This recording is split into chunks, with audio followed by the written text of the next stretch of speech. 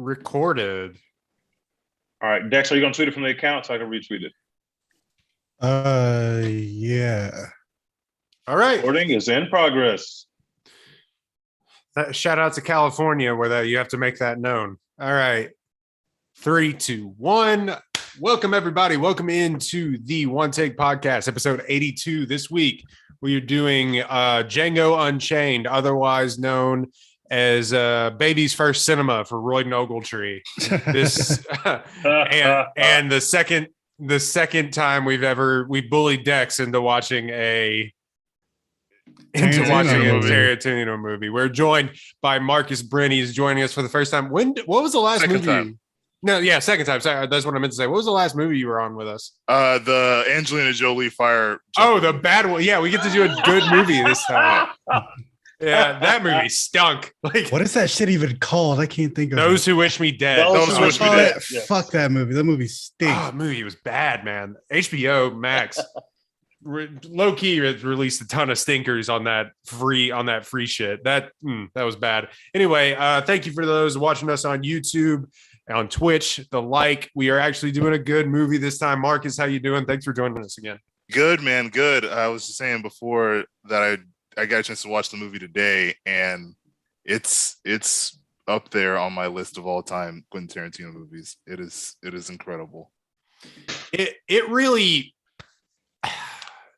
it's interesting. I'll tell you that much, because I love this movie. Don't get me wrong, but watching it again today, something is different about it that hasn't. I can't wait to talk about this. It's different. It's just different, and maybe it's because of what we know about Tarantino now, or I will tell you this, that tough. After living through the last 4 years of Trumpism and understanding that racism exists, we're in America, seeing such over the top punch you in the face racism like that, I was like, oh, this is like a Tuesday now. This is like a Tuesday. That's what it is. This is so out of the realm of possibility. This is no longer shock value for you. Yeah, no, not at all. Yeah, the shock value is definitely there in 2012. We were in a different place. Daughtry, Texas looks a lot like these speed traps on the way to Waco. Yikes! How's everybody else doing? T, do you love this film? I'm good. And Monique told me to tell you hi. I saw her earlier, and she said, "Oh, y'all doing Django? Love Django, and also hi to the pod." So Monique says hi. Hi, Monique. If Dex hates this movie, we don't own it. So don't tweet. Don't judge us. Don't judge us if Dex shits on this film. Don't judge us, please. Okay, I don't hate this movie, but Good. We'll talk about it. All right, let's just get into it. Django Unchained. Most of you have seen it. This movie was a hit. If I can find where we're actually okay, Django Unchained came out nearly a decade ago. That is nuts. 2012. This movie, we were talking about it in the group text. Long as shit. This movie is long. Yeah. Unreal. I didn't even know. Should have been longer. I had another 3 hours in me. No. I had another 3 hours in me. He put everything in this movie, man. It's his longest film that he's ever shot. It took him 100 days to film, which is Tarantino's longest ever film schedule. And it might be his biggest movie actually to date. 2 hours, 45 minutes, has an 8.4 on IMDb. With the help of a German-born bounty hunter, a freed slave sets out to rescue his wife from a brutal plantation owner in Mississippi. Written, directed by Quentin Tarantino, his follow-up to Inglourious Bastards. Stars Jamie Foxx, Christophe Waltz, Kerry Washington, Samuel L. Jackson, Walton Goggins, and just a way too convincing racist in Leonardo DiCaprio. Just Leo put up numbers. It's undeniable. He really did. Did. I mean, just also the dude from Miami Vice, Don Johnson, is in here, as well as Jonah Hill for 3 seconds. Don Johnson is also great in this film. Phenomenal. Jonah Hill being in this just because he wanted to work with Tarantino after he's been nominated for Oscars and stuff is wild. He's in this for 2 minutes. I mean, he's on set for a couple hours, and then like boom, he's in the set, and he's not even the one giving us the laughs. It's more the scene itself is funny, but he's not necessarily that funny. But I'm glad character it's always doesn't nice even to have see a him. name. This character's just bad guy number 2. It's literally as Jonah Hill as bad guy number 2.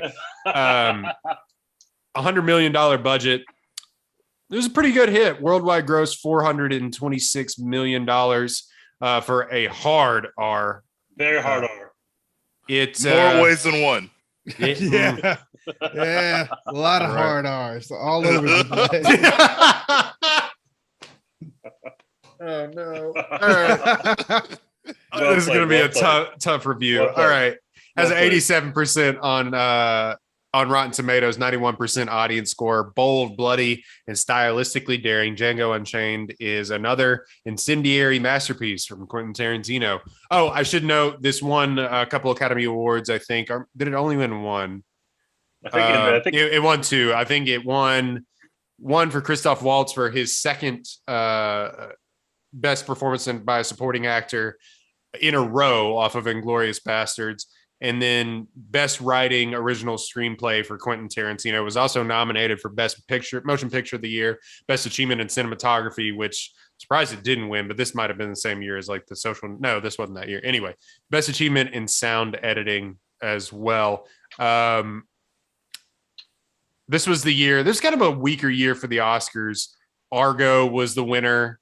Zero Dark 30 is a good movie. Silver Linings Playbook, Beasts of the Southern Wild, Lincoln, Les Miserables, which Life of Pi. You know. Here's a spoiler alert. None of those films are better than Django. We won't be talking about any of those films as long as we've been talking about Django. I like Argo, but yes, you're right. And Zero Dark 30.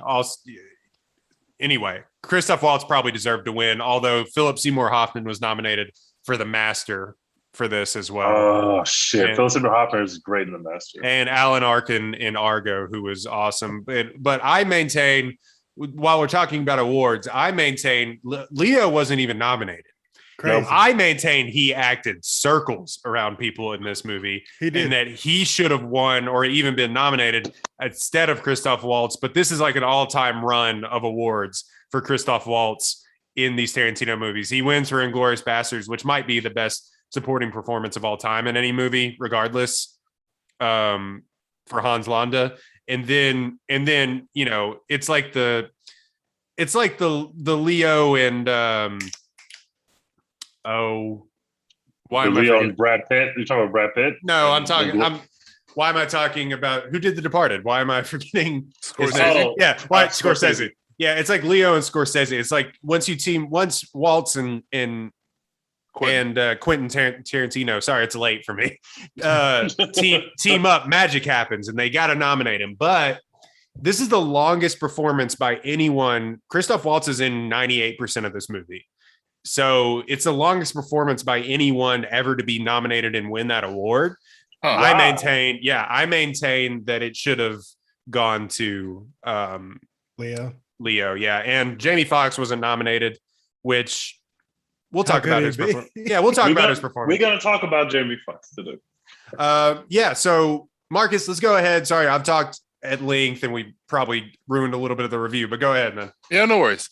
This is one of my top Quentin Tarantino movies. I was saying before we started that I really need to do a list of what my top 5 cemented is.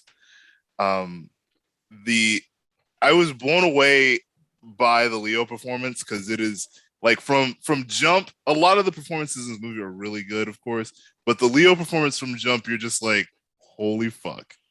And then the Samuel Jackson performance is also like god tier. Yeah. And I remember watching this movie, and this movie doesn't make me laugh out loud as much as Inglourious Bastards did, because Inglourious is one of those movies where like legit portions of the movie I had to rewatch because I was laughing through so much of it. But it's so enjoyable. And even though it's like one of Quentin's like over the top bloody movies, and of course the language with saying the N-word multiple times, it's still a fun ride every time. Christoph is amazing in it too. Oh my god. Side note, it has to be the most times that word is said in any movie, right? Like it has to be a record. I would Has to be up there. You got to think about American History X, which I think that's the most N-words I've ever heard prior to seeing this film. I don't know which one wins, but there's a lot of N-words in both those films. Yeah, like the Wolf of Wall Street set the amount of times fuck was said. Like this has to be for that.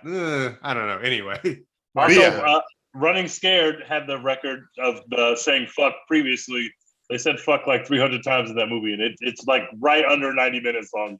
That's all Paul Walker said was fuck the whole time. It's a classic. We have to do this film on this podcast anyway. Oh man. But yeah, it's a stellar movie. I really enjoyed it. I'm glad Will Smith, that we will talk about later, wasn't Django, because he would have totally fucked this movie up 100 different ways. Like without question, I cannot state it enough how much you would fuck this movie up. But all things considered, Quentin Tarantino, and like I was saying, it's like you watch this movie and you see the groundwork for like the next 7 or so years of what he directs, and you see it all here. Like it's all there just in front of you, that's later perfected in other things. And like you don't get Leo in Once Upon a Time without him being this candy part. So what's your letter grade? Oh, absolute A. Yeah. For those of you that don't know, we're going to do best almost castings in the history of Hollywood as our draft. Will Smith was supposed to be this role. He turned it down, I believe. He turned it down because he was really busy and he was like not spending a lot of family time. And Willow and Jaden basically begged him not to do it, even though he really wants to work with Tarantino, because they wanted him to spend more time with family. At least that's the story that's been told by the Smith family. Get the fuck out of my face. He did. That's a lie. And he also said that when he originally read the script that Django wasn't the lead in it. And so that he didn't want to be a part of it if Django wasn't the lead character. So which is absolutely ridiculous. He's not the lead, but who cares? So Who cares? You're on screen for the entire film. Like, yeah. Anyway. So then he said that the script was different from when he read it to what was actually played out on screen, which I mean, he said the same thing about the Matrix. Yeah, he did. Yeah. He got up on the Matrix and be like, there's a big explainer that he did on his YouTube channel, because he's now just like a Twitch streamer of he's the same as us. Anyway, he did a big explainer of why he turned down the Wachowskis for the Matrix. And yeah, when you listen to him explain it, it makes sense. But also in the same breath, no, like, you know what I mean? Like, come on, Anyway, I'm interested to hear what Dex has to say. Dex, this is your second Tarantino movie. You're not a big violence guy. I maintain this might be the most violent Tarantino movie. This shit is nuts. Was the first one Pulp? No, this isn't my second Tarantino movie. You've seen Pulp Fiction, right? I've seen Pulp Fiction, both Kill Bills. I saw Once Upon a Time in Hollywood. Okay. Is there another one? He's just got to see Grindhouse, and he's got to see. You got to see Inglourious. We did Inglourious. Yeah. Okay, and then you got to see Jackie Brown. I'm sorry. This was the one that we hadn't seen. That we were like, oh well, if you've seen all these other ones, sorry, you gotta see this one. Yeah, this was the one where everyone was like, "How have you not seen Django?" Somebody said that like I wasn't black today because I hadn't seen Django Unchained, which was absolutely insane to me. That's an insane thing to say. Yeah, this movie was directed by a white man. Like, let's all calm down. Let's reel it in. But I have to be careful with what I say here. I didn't like this movie. Oh, here we go. This movie isn't bad. I just didn't like it. And I'm sorry. I understand that there were some really good things in it that I really enjoyed. I laughed out loud at the criticize scene. I've seen that for years. Everyone posted on Twitter every week. I've seen it before, but it was still really funny. I laughed when what's her name? Laura got shot and blown away. That shit was hilarious. Watching Samuel L. Jackson die, it felt really, really good.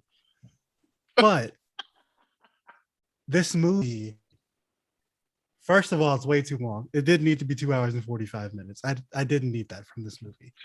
Second, when you make a movie that like touches on slavery at all, there are certain things that like that requires of you as a filmmaker. And like Tarantino did all of those things. And so like I'm not knocking Tarantino for making a movie about slavery, but the heights of this movie and like where it ultimately takes you, not really worth all the things you got to do to like touch on slavery for me personally. Like, and part of me not liking this movie is my fault just because I hadn't seen it. It's been out for almost 10 years. Had I seen this movie almost 10 years ago, I would have liked it way more. But at this point, with all the Tarantino movies that I've seen, not even all of them, just the ones that I've seen, I feel about Tarantino movies the way that people feel about Drake albums, which is like, they're good. And you know, it's like well executed what he's doing. But if you're not a fan, you just don't need that.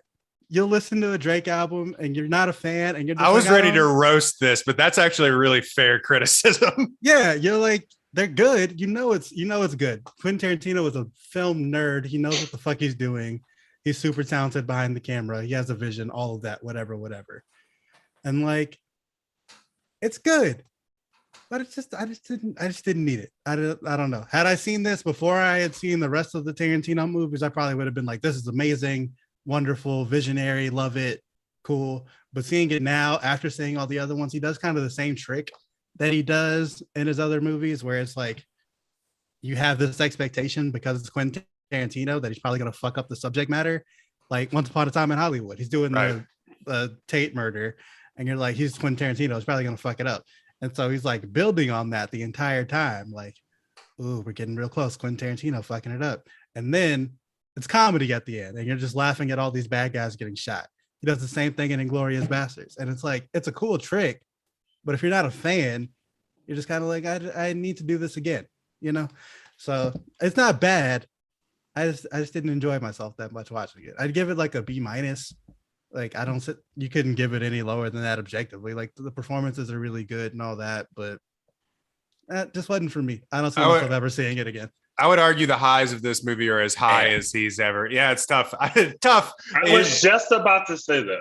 Yeah, the highs of this movie are some of the highest that it's ever gone. But they're the lulls in this where they're just kind of talking to each other over some landscapes and stuff. It's like, I understand he wanted to make a spaghetti Western, and that's what this was, is him, going like, I want to make a John Wayne movie. And then you're just like, okay, nerd. Like, it's just okay. Yeah. So some of the highs in this are some of his best highs, but there are more lulls in this. I'll give you that than some of his other movies, and it's not as tightly paced. With all Tarantino movies, like a lot of the scenes themselves like feel like short films, basically, like the individual scenes. And so there are some scenes like I'll go back and watch just those scenes, but like sitting through this entire movie again, I don't see myself ever doing that. This may have been the first movie. He has a dedicated editor, Tarantino did. And this may have been the first movie, because that editor passed away. Oh. And this may have been the first movie without that editor. Give me a second. I've seen this movie like 10 times. I have never once thought, oh my God, this movie is so long. I have never felt it. It is very long. It's an extremely long movie. I have never felt it. I get lost in this movie. Every time I put it on, I'm just like, I just get lost in it, man. I've never felt like it was too long. The only time that I felt it was long, but it wasn't even that it was long. It was like the scene itself is long. Is the slave scene with Candy cutting the skull, because I know what's going to happen and how gruesome it is, and how much he's going to go over the top, especially once he grabs Kerry Washington with his bloody hand. I was watching it while I was at work. I was like, I'm just going to let this run for a few seconds. I'm going to do something and then come back while it's still doing it. Because it is a lot, and you're just like, you're already like, I have sat through a lot of this, and now it's about to go another level up, and you're just like, yeah, I'm gonna sit this one up for just a second, take a sidebar. Also, like knowing that Leo's hand was actually bleeding, and he just like rubbed it in Kerry Washington's face. I was like, yo, what the fuck? he committed. There's stuff. Leo's a different tier of guy, man. We are seeing greatness. there is, there's, if you go and look at the movie trivia on this on IMDb, according to IMDb, he was so stressed about how evil his character was and how racist that he was that he didn't feel comfortable doing the movie and being the character, which good. Maybe he's not a complete asshole in like real life. So that's good. I don't know if I buy that. Yeah, that's one of those things you say when you know what people are about to see when the movie comes out. But I don't buy it. I don't think I buy it at all. I think the trivia says, which I buy, the trivia says that he said that Tarantino pulled him aside and just said, no, you got to go for it. Otherwise, they're not going to believe you. That I believe. 100%. But yes, his dedicated film editor who had been with him since Reservoir Dogs, Sally Menke, passed away in 2010. And of course, she was on Kill Bill, Pulp Fiction, and Inglourious Bastards. And her last movie with him was Inglourious Bastards. Whereas that, I feel like something would have been cut out of this movie to make it like within that 2 hour, 30-minute time frame. There's just like 10 minutes, 15 minutes more in this movie, literally, than what maybe with her would have been cut out. Not to say that the editor of this did a bad job, but I'm just saying that the dedicated editor of this passed away right before they started filming this movie. Anyway, Tej, go ahead, give it your full review. To piggyback off your point, that makes some sense because all the projects since Inglourious Bastards have been much longer than the previous projects, including the Hateful Eight, which they trimmed down for the movie version, but then they dropped the Netflix version that was like the whole version of the movie that was cut to chapters. It's extremely long, and that film is the only Tarantino film I don't like. I didn't even finish it. Didn't even finish like it. I tortured myself, even though I hated the movie, of going through the extended version to think I would like it more, and I just liked it less. But anyway, Django Unchained. I love this film. The scene, so you spend a long time. I always forget how long it is before you see Leo. It's even longer before you see Samuel L. Jackson. So the person carrying the movie, with all due respect to Jamie Foxx, is Christophe Waltz, who's crushing it. He's just, the little trick he's doing where he starts some shit and then he goes, "Hey, I'm a bounty hunter." Like, he does it a couple times, but it's funny every time. And like, he's just giving a great performance. And you have to really sell that he is growing close to this character because it has to feel natural that he's going to make this decision of, hey, do some bounty hunting with me through the winter season. And then when the weather gets warm, I'm going to go with you on what's basically a suicide mission, which is I'm going to go steal from the biggest slave owner in this town or whatever. And that also, sorry to interrupt, and that also that every white person in this is an evil fucking terrible person, and that he is the only good white person. Yes. So that performance is not an easy thing to do. He's out of this world good. I will talk a lot about the Jamie Foxx performance after my review because I have a lot to say about it because I have to pull back some takes. But so Christoph Waltz is carrying this movie. He's great. Then you walk into Candyland, and literally the first scene with Leo, he's literally watching two slaves fight because they're doing Mandingo fighting, right? So in that scene, Leo has to have one dynamic with Jamie Foxx's character, who he views as property, although Jamie Foxx is a free man, and another dynamic with Christoph Waltz's character, who's a white man, who appears to be a well-intentioned novice in this space where he's trying to buy Mandingos. So, and also being the coach of the Mandingo fight. And also coaching the Mandingo. So he's doing all this in his first scene. When you walk into the room, Leo's back is to the party entering. And he's like, "Why do you want to get into Mandingo fighting?" And in that scene, it's the most... only Tarantino... I'm a Tarantino fanboy, so excuse me for this. Only Tarantino can do this.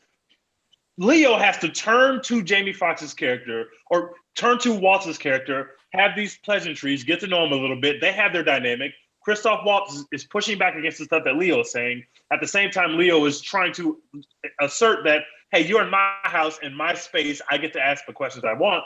Jamie Foxx gives us some sass. You get the Tarantino zoom in where you see how is this guy who only sees black people as property going to respond to this black guy who just challenged him in front of everybody. And he's got to be calm about it. But also there's so much fire in it because Jamie Foxx is completely unfazed. Like, he's just not scared. Like, everything in his life shows you that you should be scared of this white man. You should be very scared to talk to this white man in this way. And Jamie Foxx is just like, no, I'm not scared at all. Django's just like, looking this man in his eyes, which is a massive no-no. looking this man in his eyes and telling him, basically challenging his authority on these things, knowing that Jamie Foxx is actually not an expert in this field. He's just acting like one. So he's challenging this white man. And Leo is having these heated moments with Django and also has to turn around and still do Southern pleasantries to Christophe Waltz's character in the same scene. It's just such great writing. It's so well acted. And that's how I feel about this movie. Like, the performances are just incredible. I do not think Will Smith would have ruined this movie because I don't think Tarantino would have let him. But like, this movie has everything. The fact that you can laugh at some of this stuff is insane. The fact that they can put jokes in the room or jokes in the dynamic when this film is extremely violent. It's touching on slavery, which is going to be definitely get people riled up. Although I always tell people this is not a movie about slavery. It's a spaghetti Western that happens to be in the time of slavery and that centers a black character and not a white one. Like, the spaghetti Westerns always centered white people, right? So you can see he's trying to do something revolutionary, but also a lot of people, especially if you're not a Tarantino fanboy like me, would be like, why is this white man who we have criticized for saying the N-word in his movies making a movie about slavery where there's about 90,000 N-words in this movie? And if you look at it like that, I can't say that you're wrong. That's just not how I look at it because A, I trust the director, and B, I don't think that's what this movie is. It's not a slavery movie. It's a Western. It's everything. It has an arc. It has a character who's seeking revenge. It has everything that a spaghetti Western is supposed to have. It's got shootouts.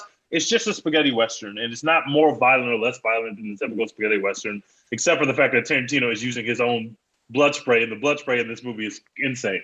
The amount of blood in this film is insane. Yeah. I'm enthralled by this movie every time.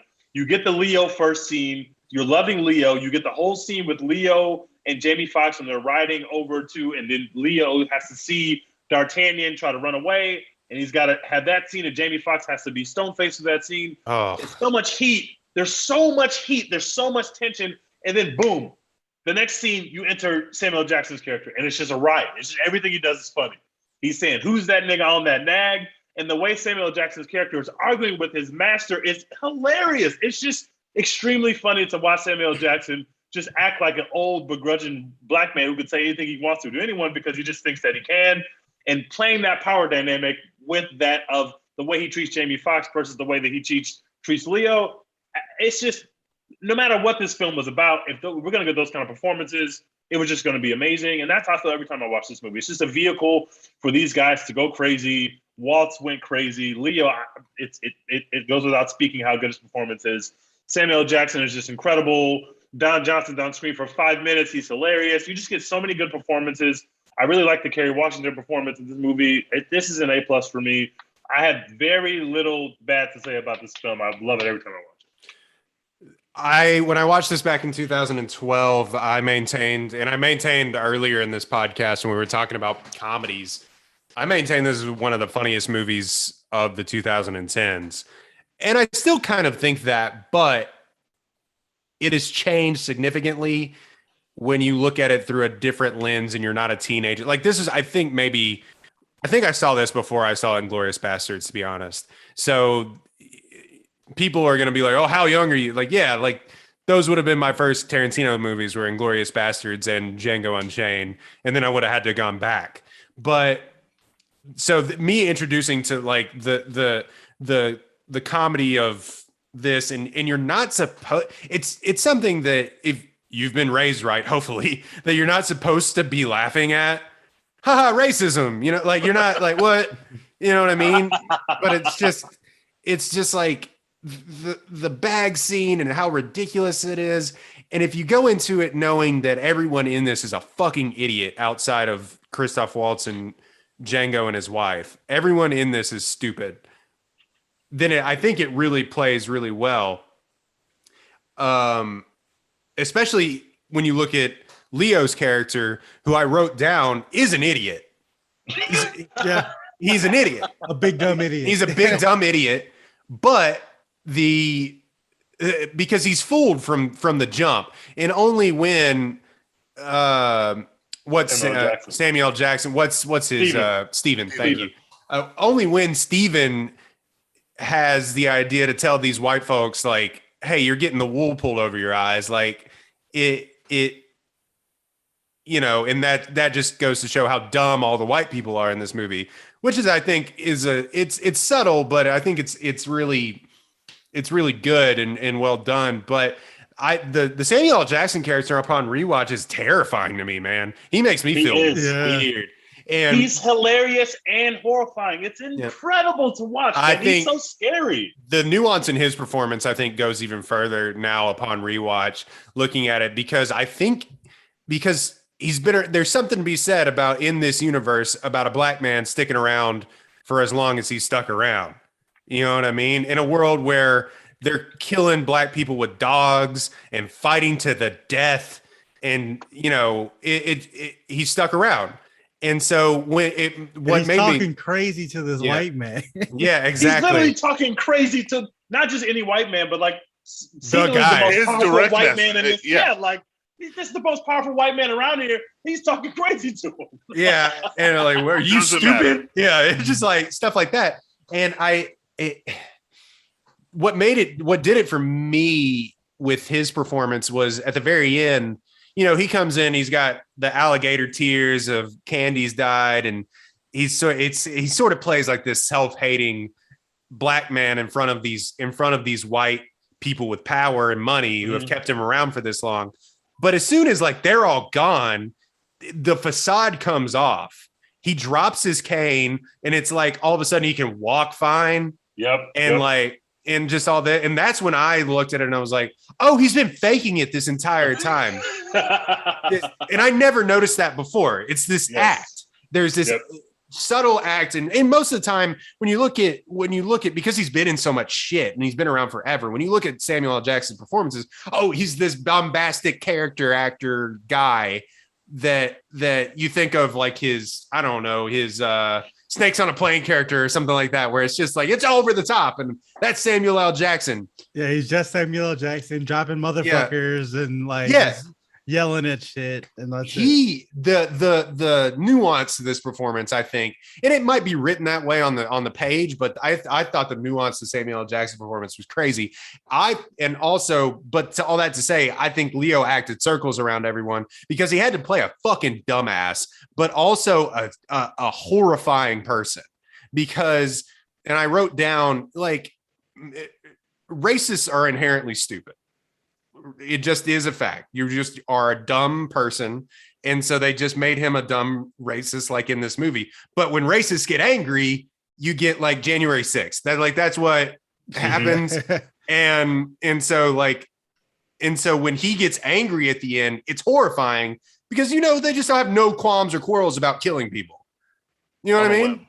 On a whim. Thank you. Like, and it just, so when he freaks out, you're like, oh, he's going to murder these people.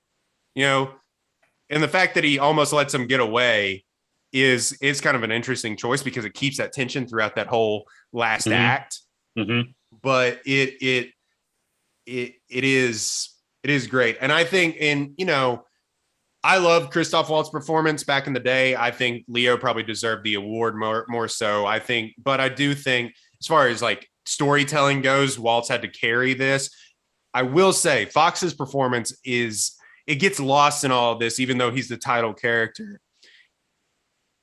If he comes out and he does if he's big Jamie Foxx, or if it's Will Smith back in the day, if he's big Will Smith movie star, then it's just not good because you don't let other people cook around you. You know what I mean? Doesn't work. And then you get to have, there's this steady progression that you can notice after he starts to get more confidence and money and autonomy within this role. And that's maybe why it's so long, but he all of a sudden starts to get more autonomy in himself.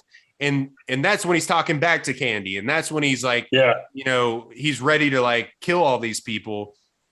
Whereas you first meet him and he doesn't know what certain words mean or anything. But as he goes on, Christophe Waltz has taught him how to read. He's killed all these bad people. And then he's going after Christophe Waltz. Like, oh, didn't you tell me like to shoot a man in front of his son and stuff like that? And so he's clicking. And then, so it works by the end of the movie when he's gotta have a hero moment, when he has these hero moments. And Tarantino does the Tarantino thing, where I saw this comment and I agree, where he takes the oppressed and makes them lord over their oppressor at the end of the film. He did it. He did it in Inglourious Bastards, pretty much all through Inglourious Bastards, and he definitely did it. He flipped the script at the end of his Once Upon a Time in Hollywood. And he's done that for a few films now. I think it works fine in this. I think this movie is way more brutal than what I remember it being, and it kind of took me out of it a little bit. I had forgotten about how much of the dog scene was in there that they show. I had forgotten about that. That was not easy to watch. And he cut that. He cut that because he originally said it was like even worse, which I'm like, good Lord, man. Like, you don't have, that's the whole Tarantino-ness of it. It's like, you don't have to. You don't have to. You definitely don't have to. And then I had also forgotten how brutal the human fighting scene was. Like, he pushes his eyes into his skull and beats him to death with a hammer, and you're just like, holy shit. That's the hardest scene for me to watch. But the other stuff in that scene is so compelling, I can never fast forward, because when you first meet Leo, it's just like the whole movie changes. You're just like, this is insane. Like, what Leo has to do here is so difficult, and we've never seen him be so evil yet so compelling. It's fascinating.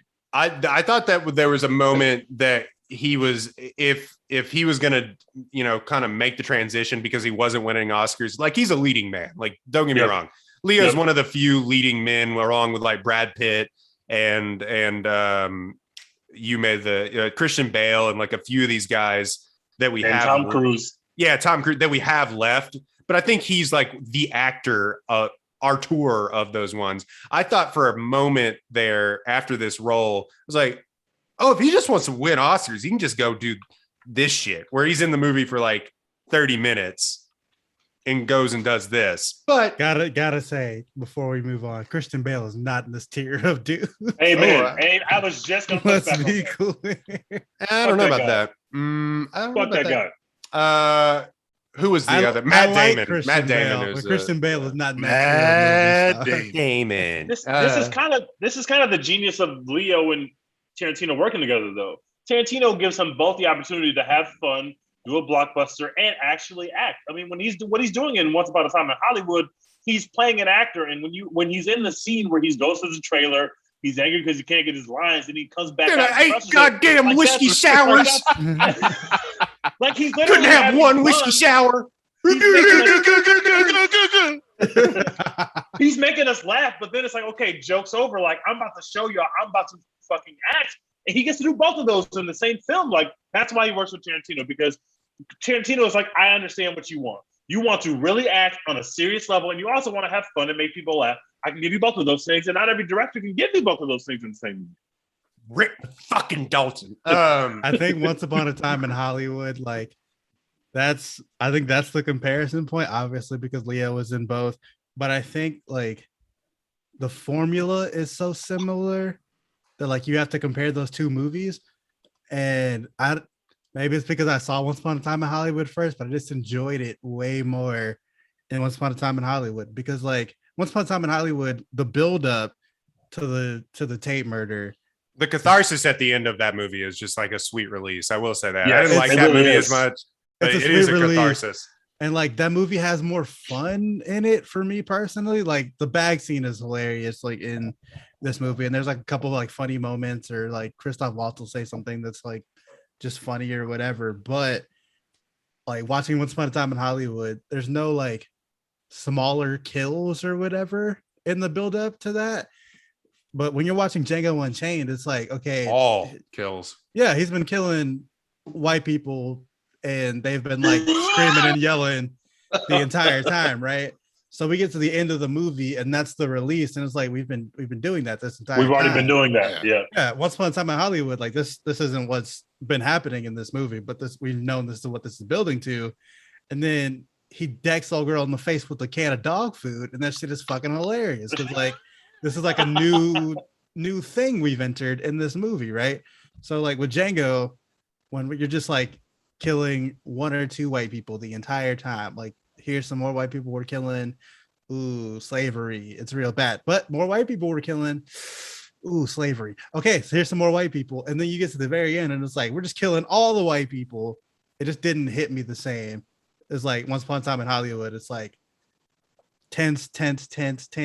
Boom. We're just killing fucking the Manson family. You know, I think that's the future of Tarantino. I think he streamlined the formula of saying they do want this. I can still give them this incredibly violent scene at the end of the movie, but I don't have to overload them with violence throughout the film because then it will feel different by the time the only violence that happens in Once Upon a Time in Hollywood before you get to the finale is Bruce Lee fighting, and that's funny. It plays for a laugh. Like it's not violent, it's funny.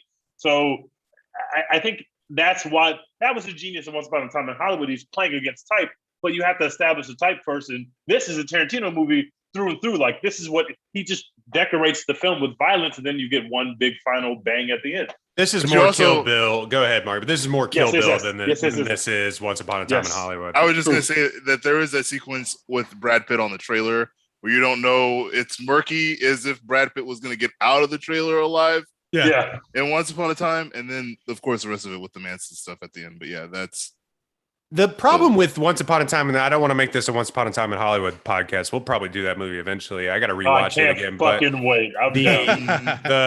The thing with that movie is like it came out way too soon that's what they were going to do. You know what I mean? It was just he said, oh, it's about the Manson family. He's like, well, he's not going to kill Sharon Tate at the end of this movie. How would it? Why could nobody would ever let him do that? And then I absolutely thought that's what he was going to do. I absolutely thought that's what he was going to do. I had zero expectation. I thought that's where it was going. Nah, I had zero thought in my brain that he would actually do that and that he would reverse it like he did and like he's done in several of his movies now. So I liked it. Like I liked the catharsis at the end of that movie. But like when it came out, it's like, oh, it's about Sharon Tate. I was like, he's not going to kill Sharon Tate. Like it's going to be a revisionist history. Nope. He's not going to do it. Yeah. So I was like, he's going to fuck up the Manson murders and this is going to be fucking awful. I probably should have figured when like it was getting positive reviews that that's obviously not what happened. Me too. But I saw it like as soon as it came out. So there was no reviews yet. And so I definitely 100% thought he's going to murder this woman. And I already braced myself for it. Even if you like this movie, by the time you get to there, it's probably going to be like, come on, Quentin, bro. I'll try to defend you as much as I can, but you didn't have to do this. I was expecting that moment. And now when I saw it in theater, so everyone was expecting that same thing. And then chick gets hit in the face with a can of dog food. And everyone is dying of laughter.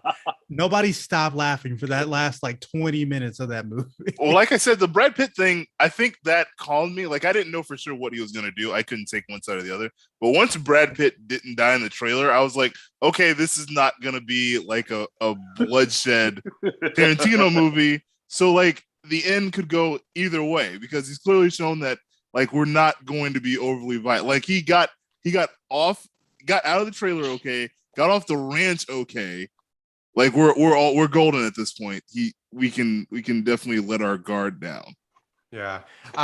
Marcus, you were saying before we started, you didn't laugh at the KKK scene again. It's to me, it's still funny, but I can see after watching it 1,000 times where I'd be like, you know what? All right.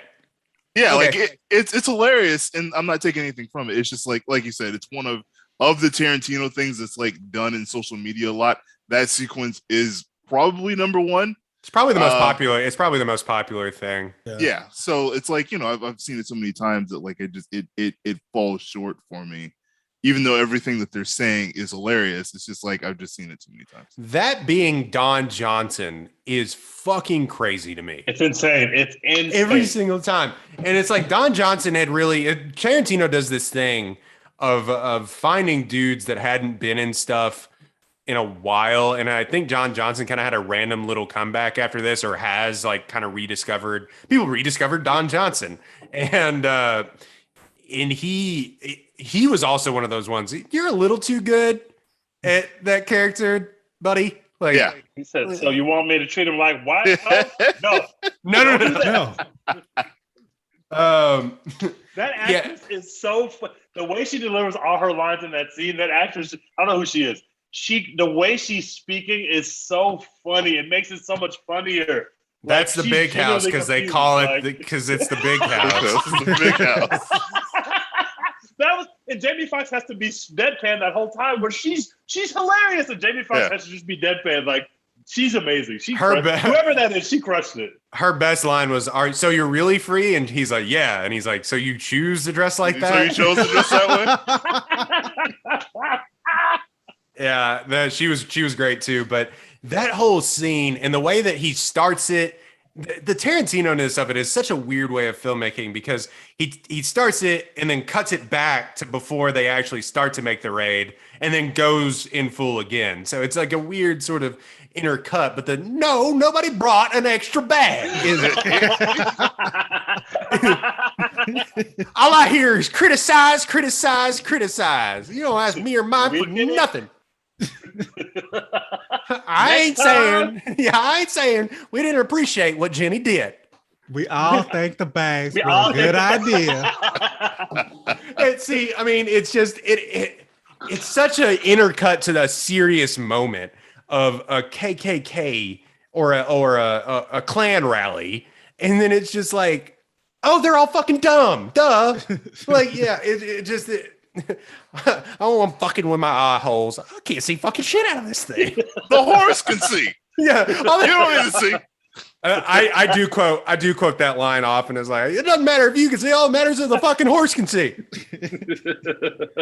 It's oh man, and it's just so funny. But then it's just Jonah Hill is just in that. Yeah, Jonah Incredible. fucking Hill. So it'd be nice to see. The Like- least southern looking person of all time. Yeah, He doesn't look southern at all. just Jonah Hill. Just okay, man. What? Roy, did you give it a letter grade? Roy, did you? Oh, I never did. I give it a straight up A.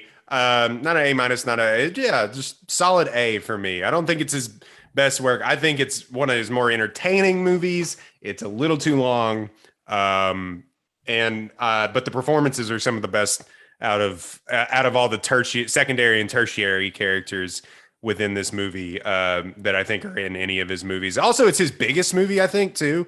So it gets points for me for that, because it's just, all right, what if we just gave, this is like the peak of after Inglourious Bastards in the studio, Weinstein was like, Oh man, I was like, holy shit. Uncomfy. yeah. I forget about that because at the very beginning of this movie, every single time, and since I think I don't think it's a Weinstein Company thing anymore. I don't even know if the Weinstein Company is a thing anymore. But yeah, the Weinstein Company, you're like, yikes. Yeah, okay. you're like, don't let Executive shit, produced by Harvey Weinstein. Like, And then you go and watch Christoph Waltz's, Academy Award acceptance speech, and he's like, "Thank you to Harvey Weinstein," and he's just sitting in the crowd, fat and like a rapist, and you're just like, oh. And like a rapist with a rapist face. fat and a rapist. Yeah, oh man. Pick a Fact that- struggle, honestly. Can we talk about the Jamie Foxx performance? Yeah, I gotta eat some crow.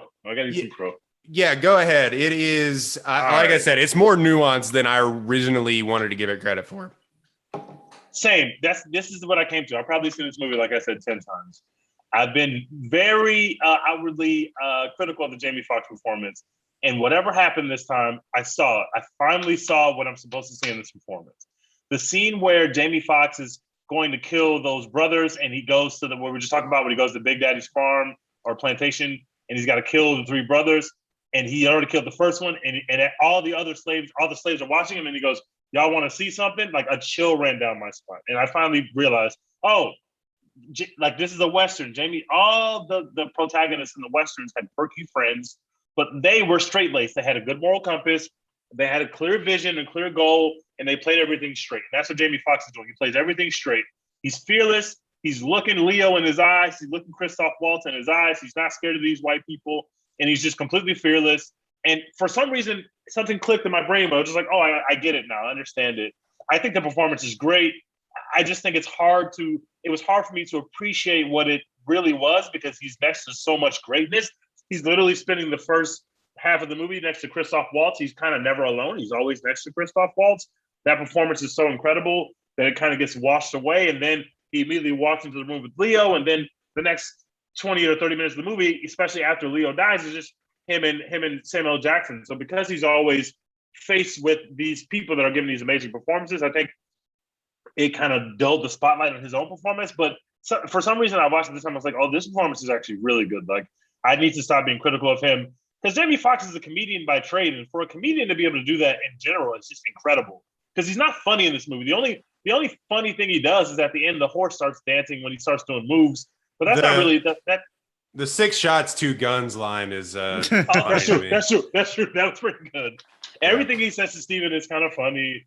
When he's just like singing when Steven walks in singing the song and Jamie Foxx picks up the song and keeps singing it, like that's funny. But like generally speaking, Jamie Foxx isn't playing anything for laughs. He's playing it very serious, and he's a cowboy, and he's very, very measured. He's very, very much into his morals. He has a clear view of how things should go, and he's going to fight to make sure they go that way. And I was just blown away by the performance in a way that I haven't been before. And so I had to walk back that take. And I no longer think that Will Smith would have done better in this role. I will not say, as Marcus said, that Will Smith would have ruined the movie, but I don't think that Will Smith would have been as good as Jamie Foxx. So I'll walk that back. I am sorry, internet. I will never, ever say that again. All I'm saying is, if you look at Will Smith's performance since Hitch, name me one movie we're not doing this. We're not doing this. Name me one. Aladdin. You didn't enjoy Bad Boys 3? You didn't enjoy Bad Boys 3? I mean, that movie sucked, but I hated it. So I'm kind of in the middle on this take. So I think got it. I do think Will Smith would have ruined this movie, but I do think that there are plenty of other black actors who could have done this movie. Like I told TJ today, if they redid it now, Michael B. Jordan is Jamie Foxx. Yeah, Michael B. Jordan could have done that. He would have been fine. He would have been fine. Yeah. Will Smith couldn't have done this, because Will Smith is just like, he's Will Smith. It's too much of an event. Everything, it has to be an event every single time. And also, there has to be nuance. I cannot imagine Will Smith's voice like just having the depth and like the sincerity of Jamie Foxx's kid, like in this, because everything Will Smith says, because he's Will Smith, is just kind of funny, and that just wouldn't work here.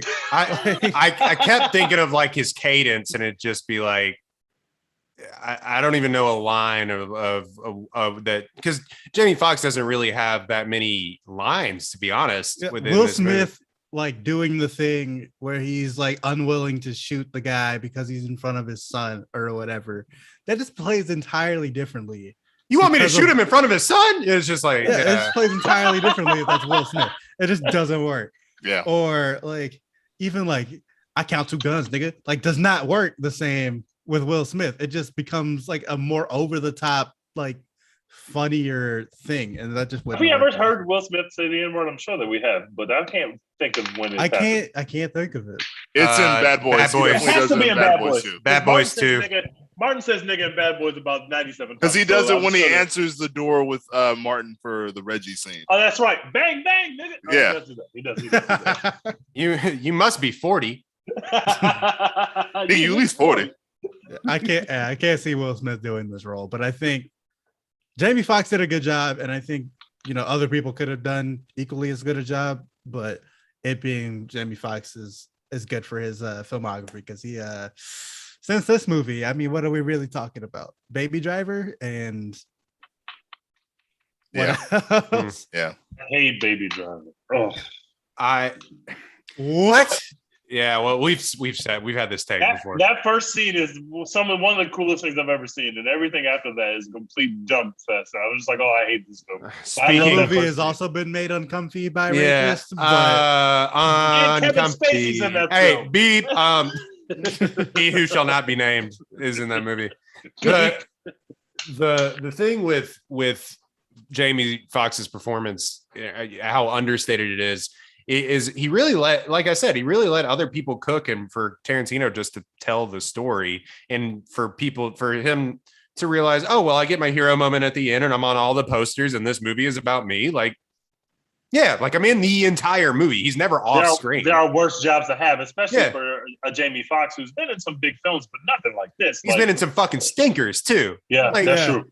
There's worse things to be than the title character of a Tarantino movie that's in the entire movie from start to finish. Yeah, you know what I mean? So for the choice of him, and I maybe give Tarantino a little bit of credit to how he chose to direct him and how he wrote the character. But yeah, it's just, if you're Jamie Foxx, you've been in some fucking stinkers. Like you were in Stealth, like some ass movies before this. And also some really good ones, like you were in Collateral with Tom Cruise. Yeah, he was in Ray, which we got an Oscar for. And he won an Oscar. Okay movie, but a really good performance. Yeah. Yes. So it's like we're not saying that Will Smith can't act and that Jamie Foxx is acting rather, like I think they're the same caliber actor, to be honest. Maybe Jamie Foxx is even better because of it, but like because he won an Oscar and that Ray performance is transcendent.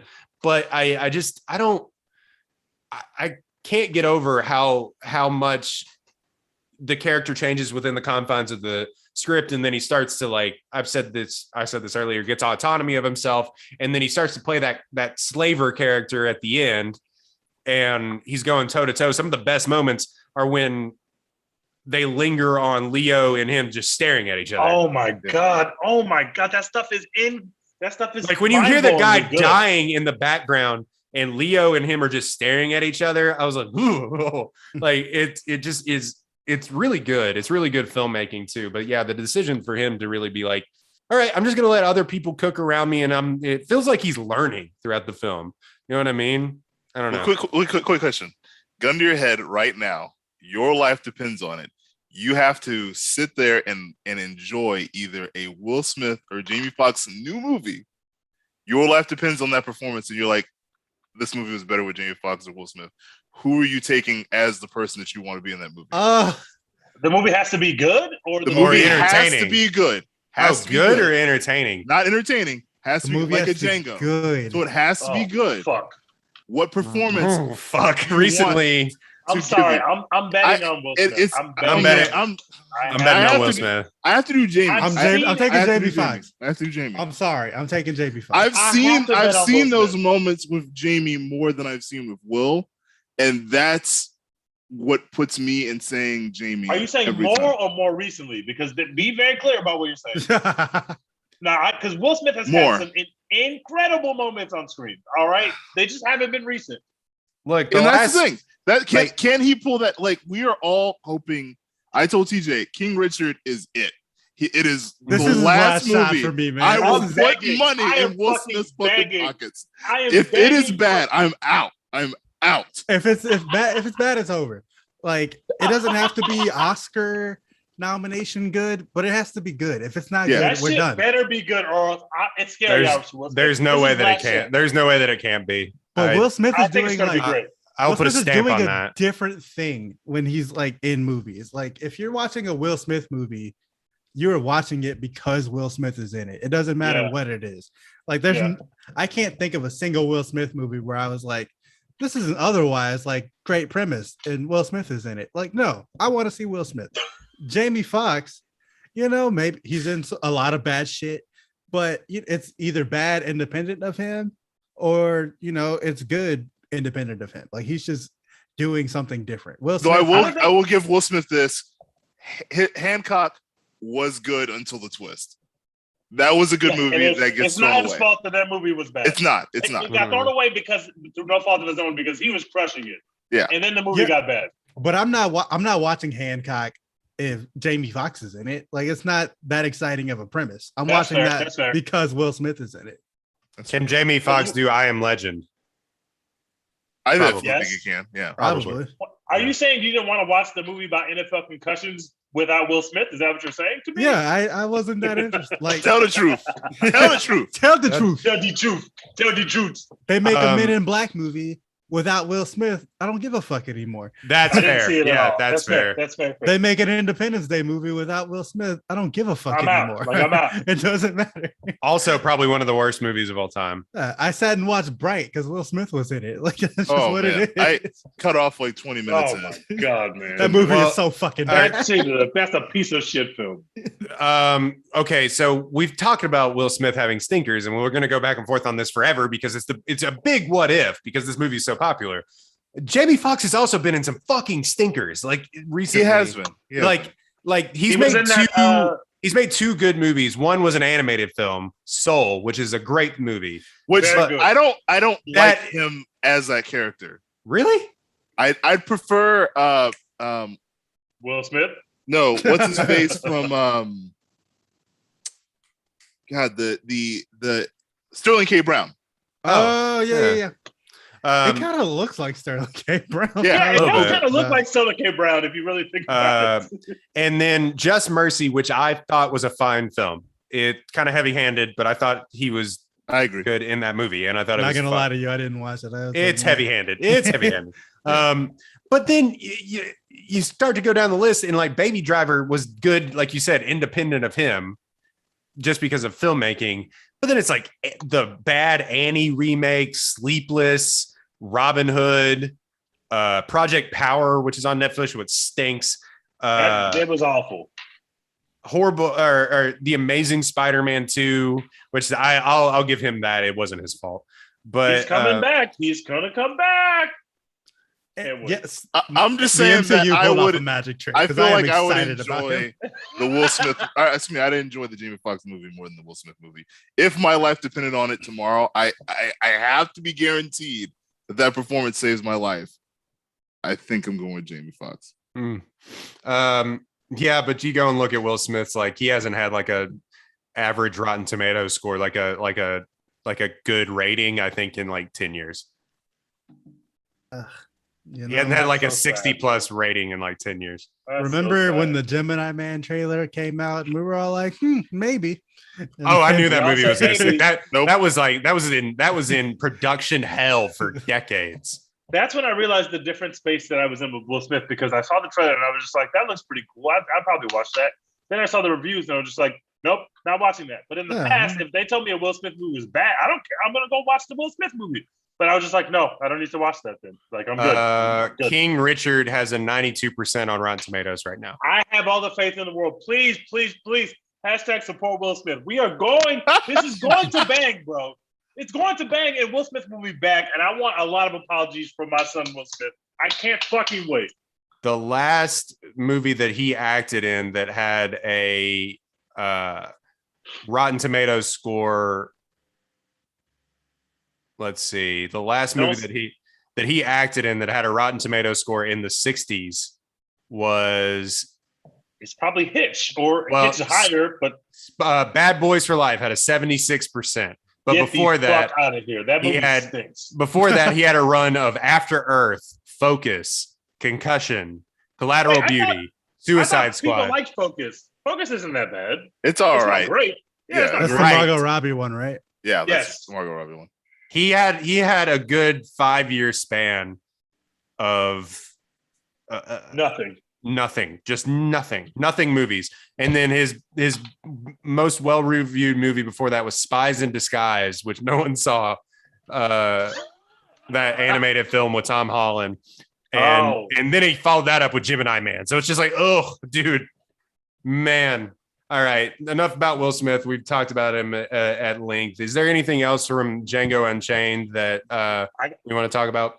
I want to give a nod to the Kerry Washington performance again. I always feel like people don't give her the credit that she deserves. And now I'm fully aware that Kerry Washington is an up and down kind of actress. She's not the most talented actress that we've ever seen. I really like her performance in this movie. Yeah. And especially when she's doing the scary moments with Samuel Jackson, he's saying, "What you scared for? Because you scary." Like I just thought that she did a great job. So props to Kerry Washington, who I met once and is the sweetest woman ever. She crushed this film. Great job. Oh, I wanted to talk about, we talked about the violence, and I think I maintain that this may be the most violent Tarantino, or at least the most of the most violence. Like there's so much blood in this movie. And I didn't feel that way, actually. dude, when you know they're that I'm shooting- the violent guy, like I don't like watching gratuitous violence or whatever. I don't know. This one just didn't. How do you Obviously, say like that this- not looking at the Candy Mansion sequence? Like, how? when he blows Christoph Waltz through the bookshelf, and then also that scene is that frame is incredible with him crying over Candy, and then him flying through the background Yes.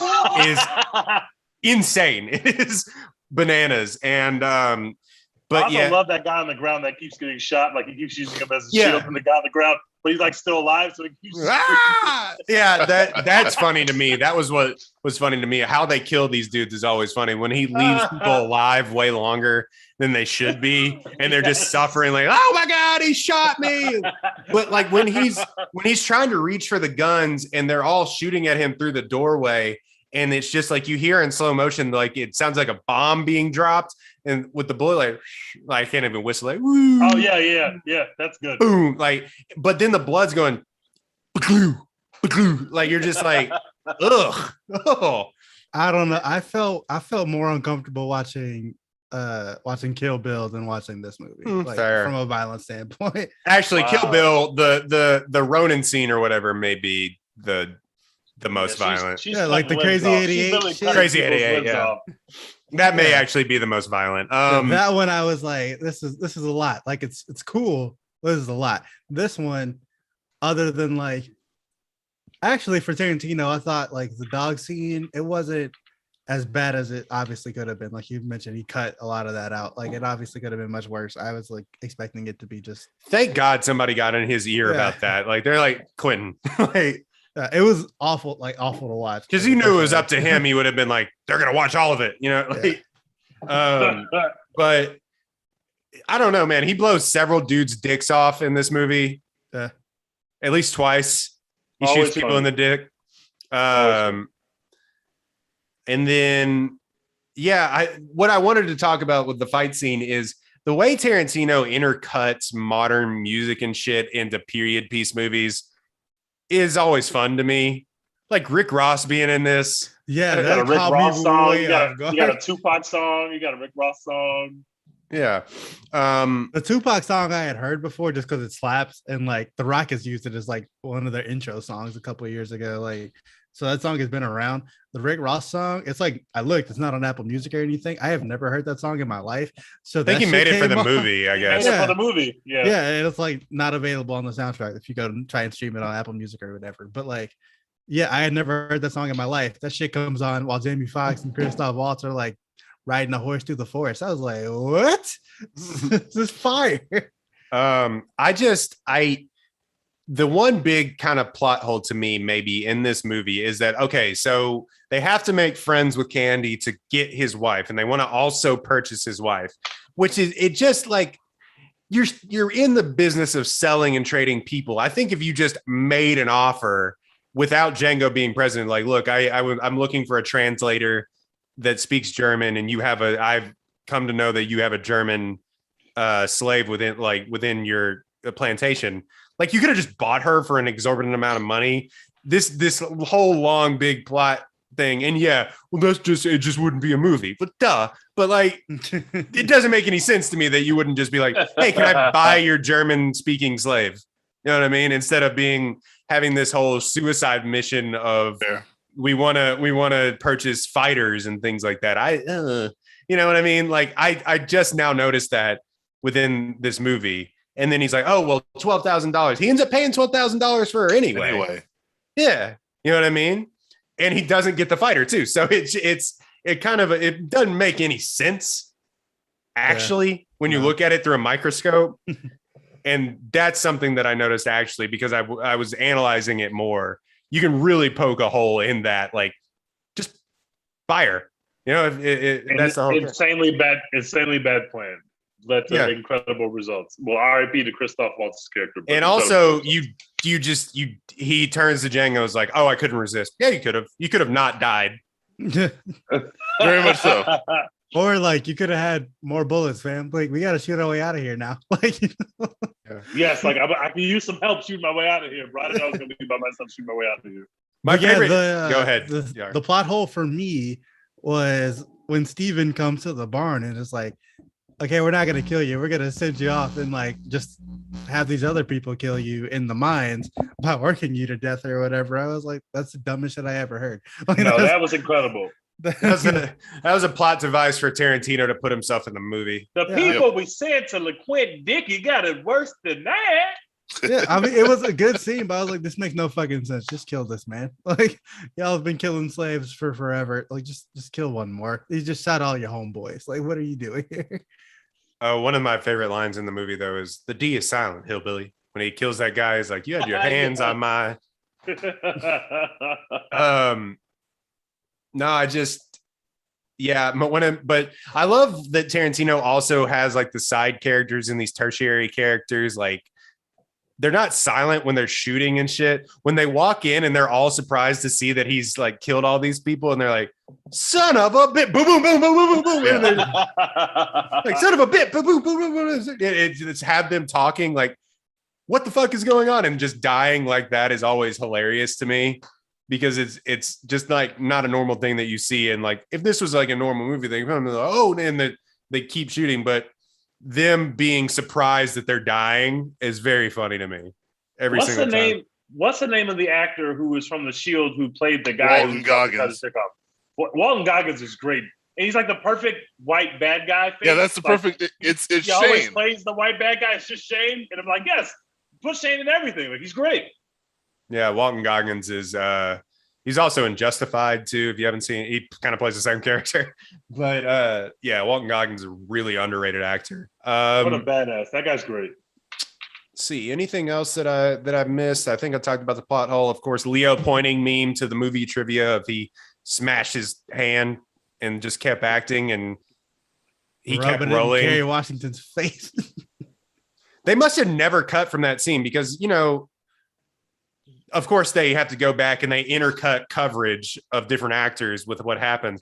But that's a long scene of him because they have to bring in Kerry Washington and he just keeps acting. I would have smashed my hand. I'm not staying in character. Sorry. Well, he's Michael Jordan. Hey, I need stitches, please. Thanks. Michael Jordan gets the flu and he plays the playoff game anyway. Some people are just built differently, bro. Leo's just different than us. Leo is that guy. I hate that he won his Oscar for The Remnant because I think that movie stinks. Yeah. There's so many performances like this one that he should have won something for because I will never, ever watch The Remnant ever again. Me neither. Not even for 1 second.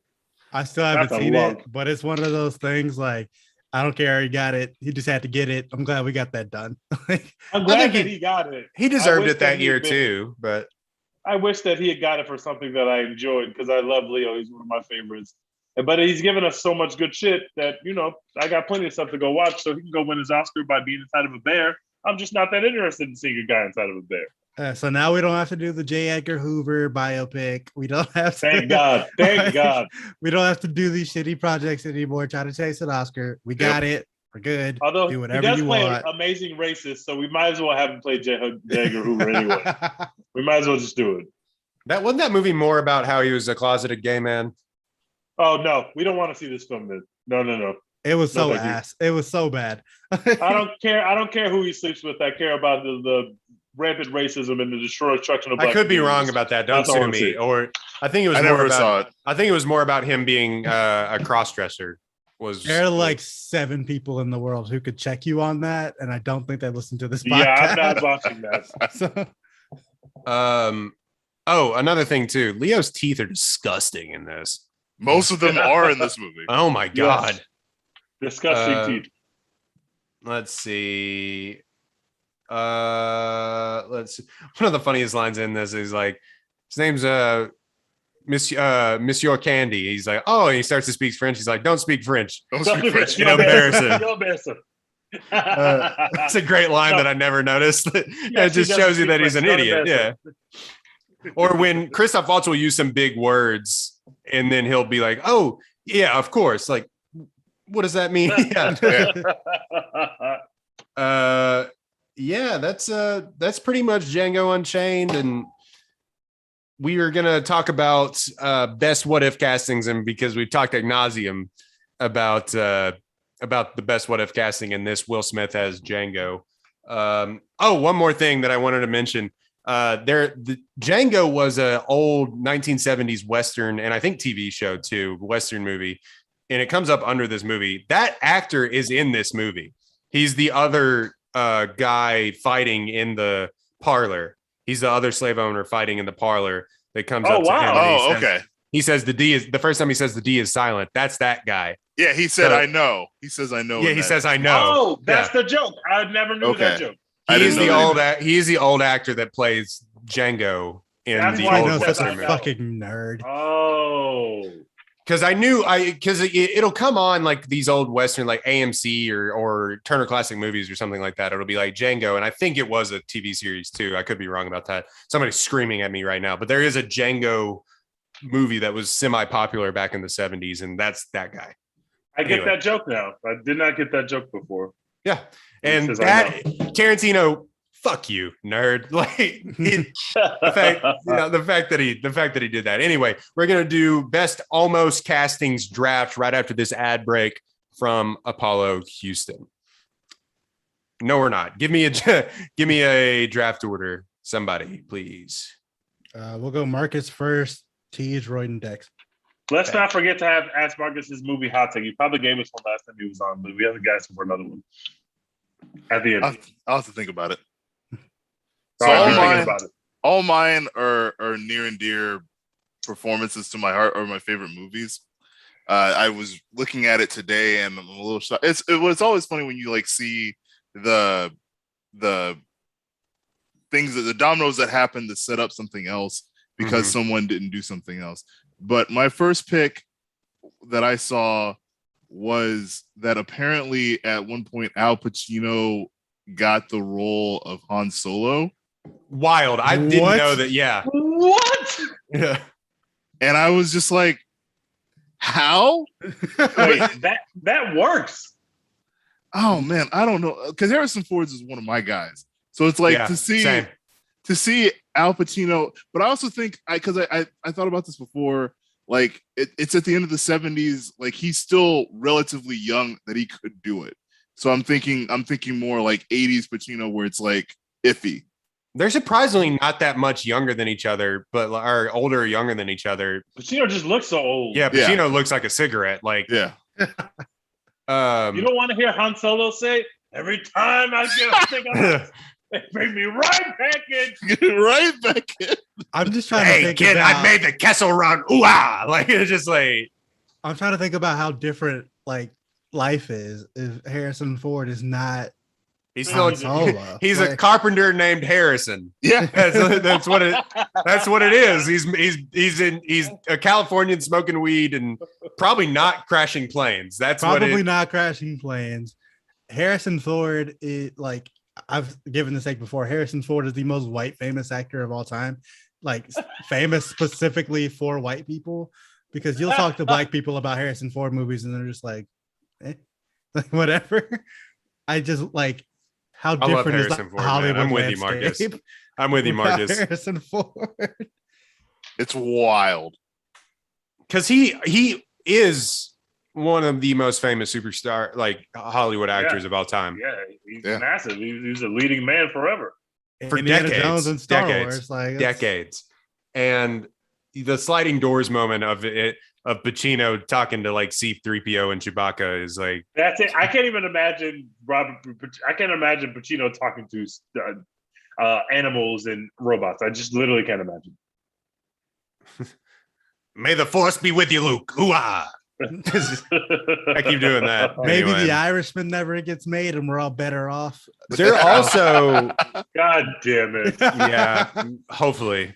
One could only hope, actually. There's also screen test footage, Marcus, of Kurt Russell as Han Solo, too. Like, he Which almost makes had the- more sense. That makes more way sense. more sense than Pacino. Way more sense. I can see that. he almost had that role, too. Can you imagine Kurt Russell? Kurt Russell's had an incredible Hollywood career.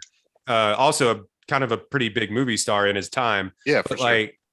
Yeah, he becomes Harrison Ford. Yeah. In that, like, huh? Because he would have definitely gotten Indiana Jones too, and he could do Indiana Jones. Kurt Russell's pretty versatile with his acting. Yeah. movies. All right. Al Pacino in The Fugitive. Yeah, man. Oh, I'm Jesus about to Christ. give y'all the most insane casting what if that we're going to hear today. What's the order? It's me next, right? Yeah, Okay. he's then Royden than me. Okay. This is the most insane casting what if I've ever seen. And so I'm going to pick it first because this would ruin the film, but I need to see it anyway. I should have wished we could see it. For the Terminator, apparently one of the execs wanted to cast O.J. Simpson to play the Right. Terminator. Yes. Yeah, I saw that shit. I'm in. Bananas. I'm fucking in. Oh no! I want to see it. I want to see what OJ looks like holding a gun. I've never seen that. Well, except for in the Naked Gun movies. I want to see OJ shooting people. I want to see OJ killing people. I want to see exactly how he's going to play a killer robot from the future that's here to save a little white kid. Sign me up. Put OJ in the Terminator. I need the remastered version. And I want OJ fighting with T-1000 immediately. I want it now. Give it to me. Current OJ Simpson versus T-1000. I need to see it today. I need it. Sign me the fuck up. I've never heard that. Yeah, that's a well-known one. I had thought. I didn't know that. I didn't know that until I was researching this today. What the fuck, man? I knew OJ Simpson. I knew OJ Simpson was like one of the most famous people like back in the day or whatever. I had no idea he was fucking like Terminator like famous. They were going to let OJ play Terminator. That's insane. I had no idea. Like that's if you watch the Made in America documentary, there are people that swear he's a really good actor. Yeah. Why? In the Naked Gun movies, he just plays OJ Simpson. He's not acting at all. He's just. There's people that in that documentary, if I remember correctly, they're like, "Oh, he's very good." You know what I mean? Like, yeah, that's insane. I had no idea that we were on that level like that. They should have Arnold made Schwarzenegger. OJ Simpson becomes the governor of California. OJ Simpson says "Hasta la vista, baby," and becomes the governor of California, and probably doesn't commit murder. It could have saved a life. That's all I'm saying. It could have saved a life. Probably actually Khloe Kardashian's dad. I'm not saying he should have killed him, but I understand. Orenthal, the bus driving murderer. The bus driving murderer. Blow that shit up like it's The Godfather. Yeah, OJ you would can leave a baby in a coat room. Oh man, R.I.P. Simpson. R.I.P. to Norm Macdonald. Huge art. Rest in peace to Norm Macdonald. Rest in peace to Norm. We love you, Norm. If you haven't seen Norm Macdonald, there's two compilations on YouTube of he just would not stop making OJ jokes on Weekend Update on NBC. And he got fired for it. They said, stop making OJ jokes. That's why he got fired for it. And he just didn't. He just was like, no. And he just kept making the jokes. Anyway, rest in peace, Norm Macdonald. God, I love Norm Macdonald. Rest in peace, Norm. My big one that is really funny to me and is a crazy sliding doors moment for everyone involved and the MCU. Tom Cruise was supposed to be Iron Man. That's such a different. He can't be like Ethan Hunt tells jokes every now and again, I guess, but he can't tell jokes like Robert Downey Jr. did. I hate that. There's like you can go find stuff of like I think he was cast at one point. There may have even been screen tests of him as Iron Man, but this is back in like 2004. The Iron Man movie production history is really crazy, but yeah, it's not the same. It literally is not the same weight. Also, he just doesn't. He just wouldn't die at the end of Endgame. Robert Downey Jr. is not tall, man. Like that's fair. But can you really see Tom Cruise acting right next to Terrence Howard? For some reason, I can't see these two people. Well, I will say this: if Tom Cruise does get that role, we have a real Iron Man suit to this day because he's like. To this day, he's like doesn't take it off. No, he's like, I actually have to fly this thing, otherwise it won't make sense.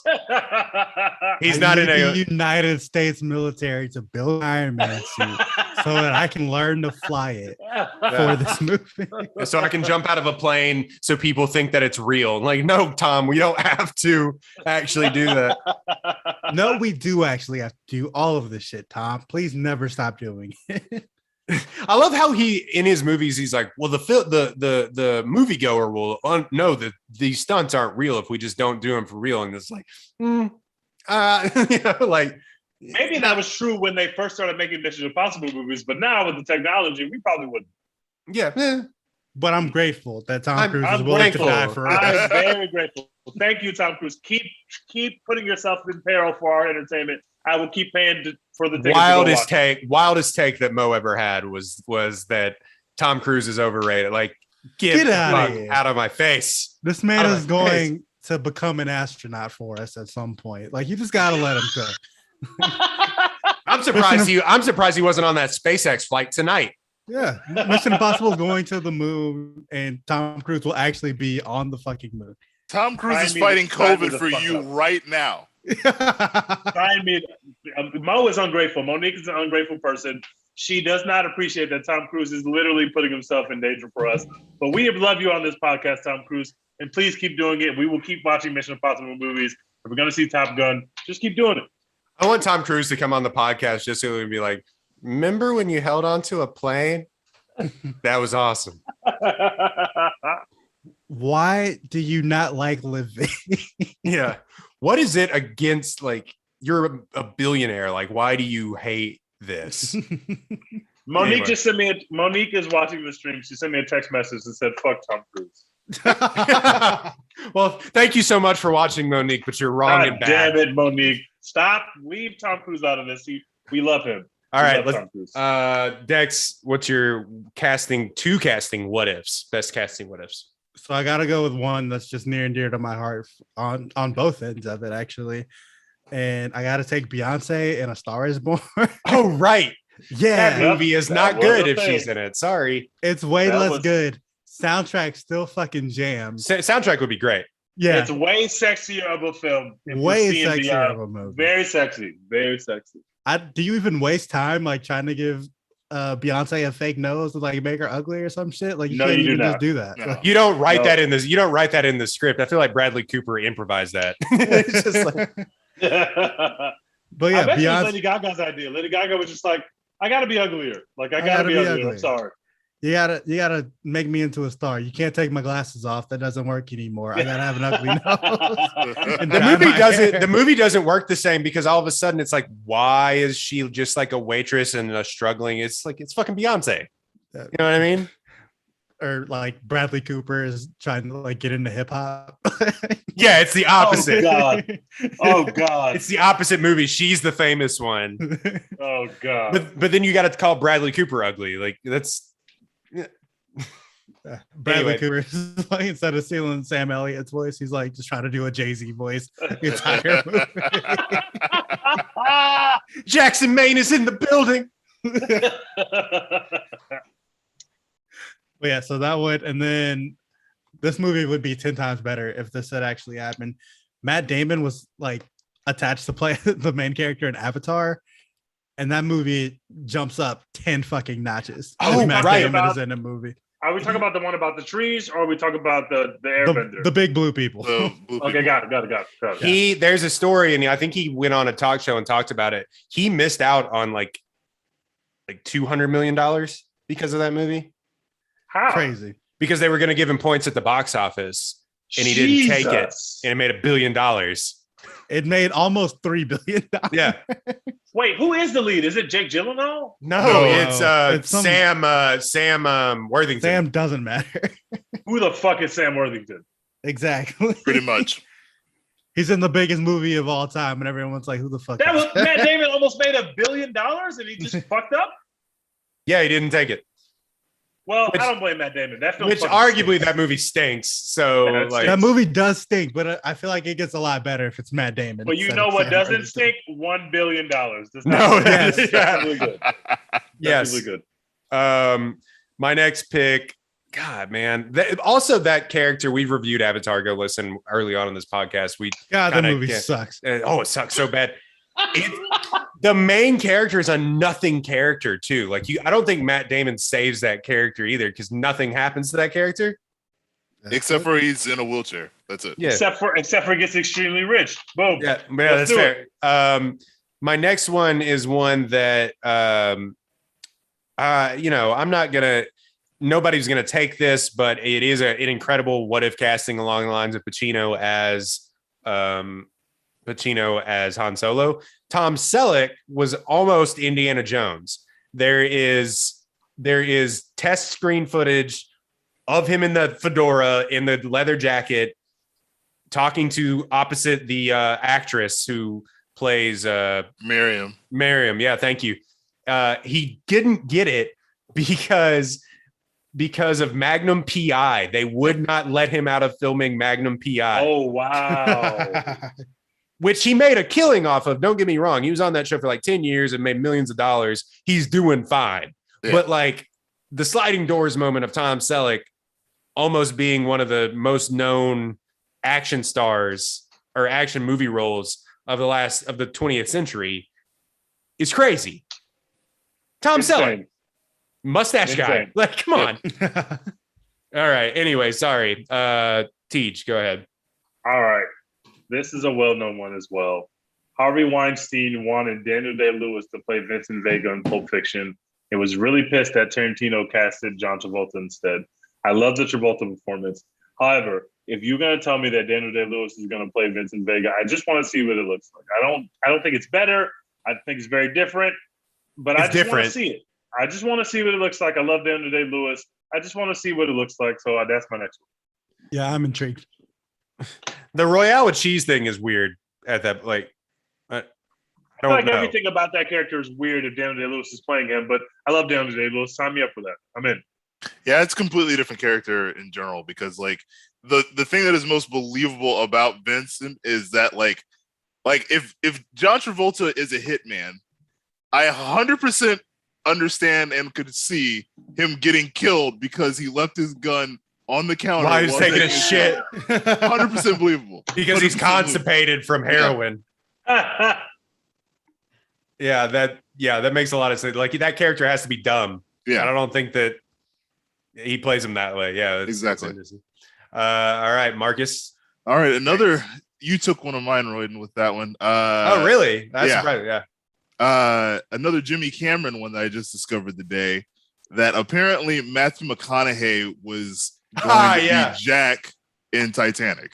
Can you imagine? Which I don't. Holy shit! There's so many things that don't make sense because like Leo and Kate are like the same age, but like I'm also still thinking of like Matthew McConaughey now. Like he still would have been about their age, but still feels like he was older than Kate Winslet. Well, because he played the old guy in Dazed and Confused, and so he's always kind of been that older guy. It feels like that movie doesn't make any sense with mid-90s Matthew McConaughey in it. Well, the ship is sinking, so we just gotta ride the wave, as I like to say. And it's just like, no, we're dying. It's just like he would have made her feel so good about her decision to just kill me when I could just get up on the raft with you. He would have made her feel it's okay. Hey, we're cool. Everything's cool.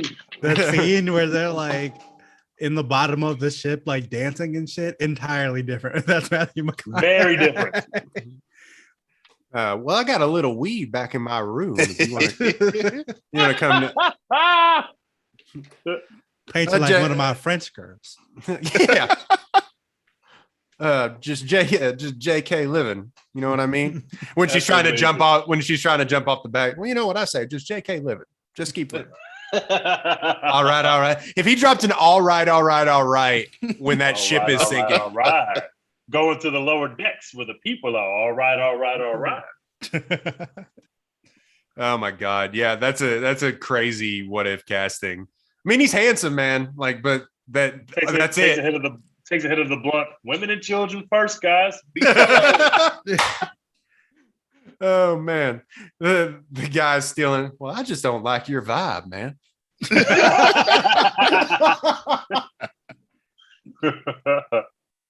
All right, Marcus, second pick. All right, and my other one, which I also didn't know was a thing today, which again, it ties into the Al Pacino thing. Al Pacino apparently at one point was going to play John McClane in Die Hard. Oh, no. I love Al Pacino. Shut this shit down. No. Absolutely not. It's not happening. Absolutely fucking not. That character's so much worse with Al Pacino. So much worse. But like, have y'all seen the Netflix special on Die Hard with the movies that we grew up with? No. Oh no, I've seen that. I saw the Back to the Future one, but I mean to go watch the rest of them. I haven't done it. So if you actually watch that, the way that they envisioned the character of John McClane before makes sense with Al Pacino. It doesn't make sense with how they switched it when they did with Bruce Willis. But like the way that they were crafting the movie to be makes more sense that he's like a What, more like that he's like a buttoned-down- Serpico guy or Yeah. something like that? But I mean, even then, that's 8. Like he's getting older. Like he's not doing Yeah. any of the stuff that Bruce Willis does in that movie because he's No. just older. I think the thing with like that makes that John McClane character so iconic. I mean, it definitely has jumped the shark now because he just became like a superhero, Yeah. like a Fast and the Furious superhero after all this stuff, and he's like an international spy or whatever.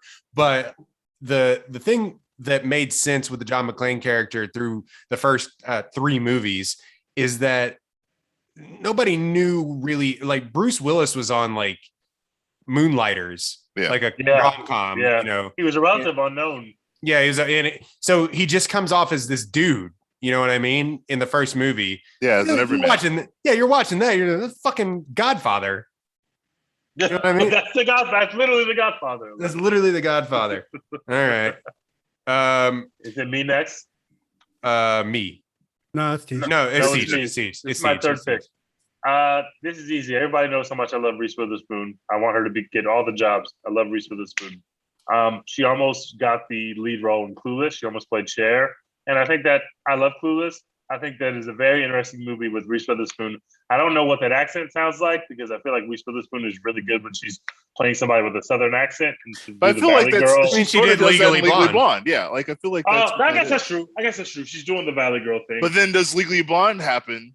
That kind of like re-energizes the second portion of her career. That's true. Does that happen if she already has that locked up with Clueless?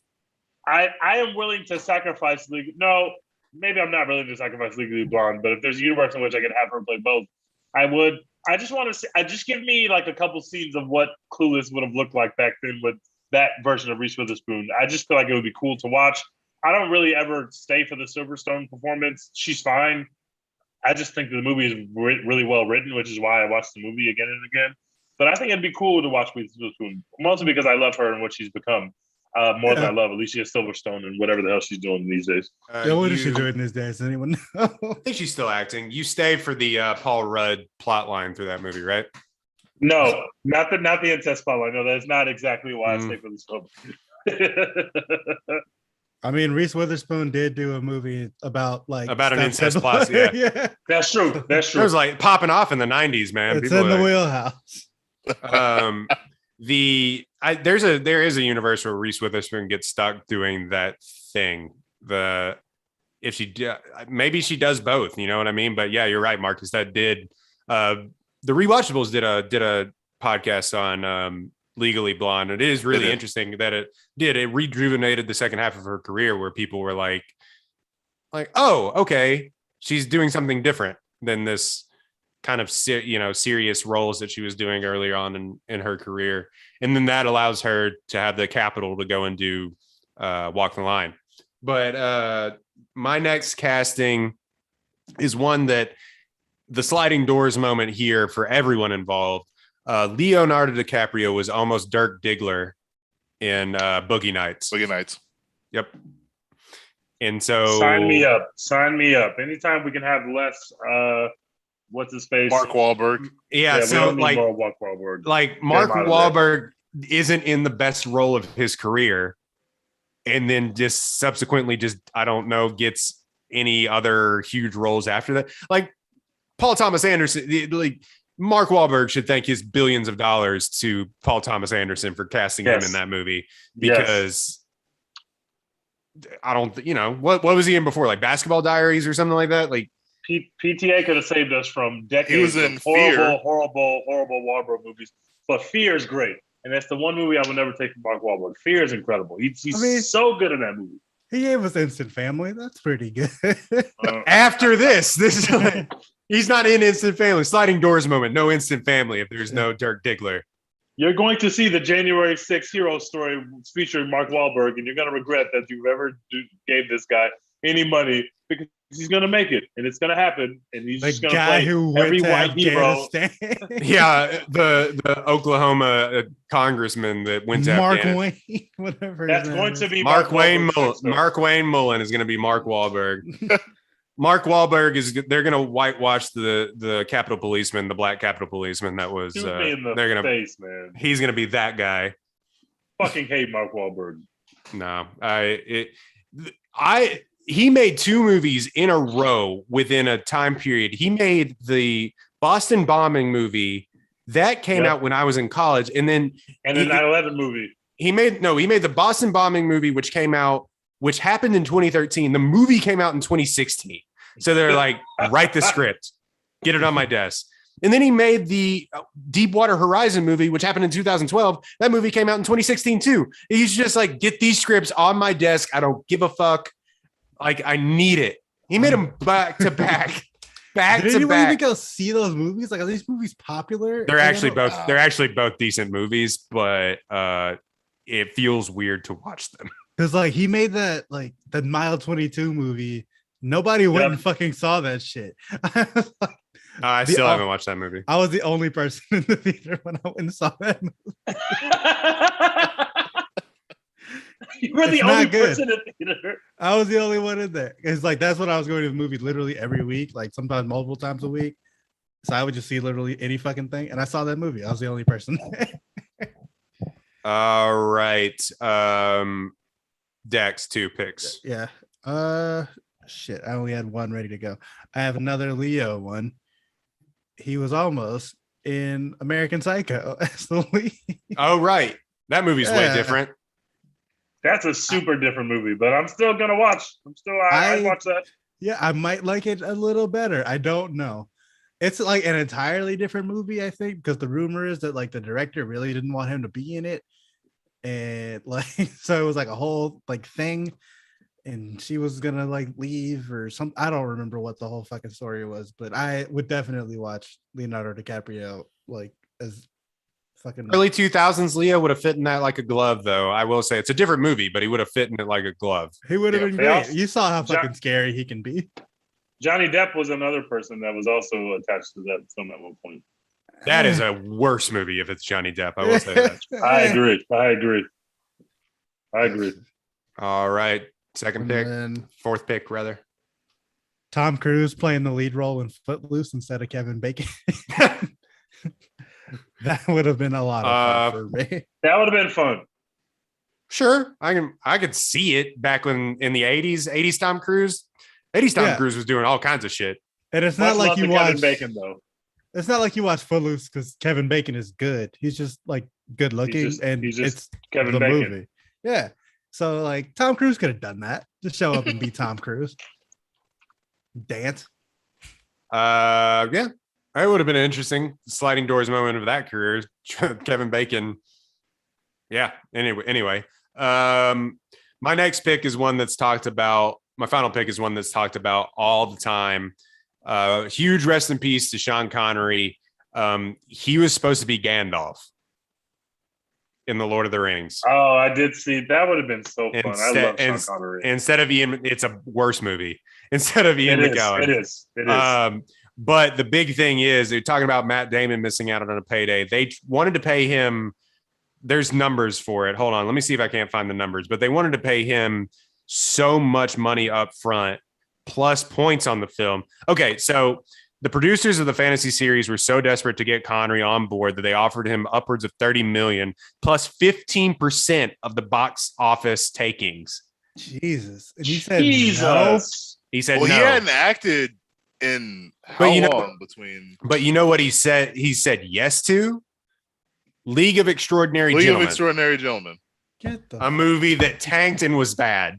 So instead of doing Gandalf from Lord of the Rings, 3 of the greatest movies of the 21st century, man, he did League of Extraordinary Gentlemen and then never acted again. Damn it, Sean Connery. And also, he would have swing and a miss, buddy. Not that Sean Connery needs the money, but that would have been hundreds of millions of dollars. Yes. Somebody had to be very happy that he didn't take it so that they could split all that money amongst themselves. The studio won that. Yeah, studio won that one. New Line, I think, did those movies, but yeah. There are very few things that I'm unwilling to do for 15% of the box office gross in Lord of the Rings. Like that. That list is very, very short. This was 2001. Okay. I'll clean the set. I'll flush the toilets. Whatever you need me to do for 15% of the gross of that, I'll do whatever you need. Whatever you need. I'll go Sign me live up in for that small house that you built for the hobbits. I'll go live in that. Facts. I won't leave the set.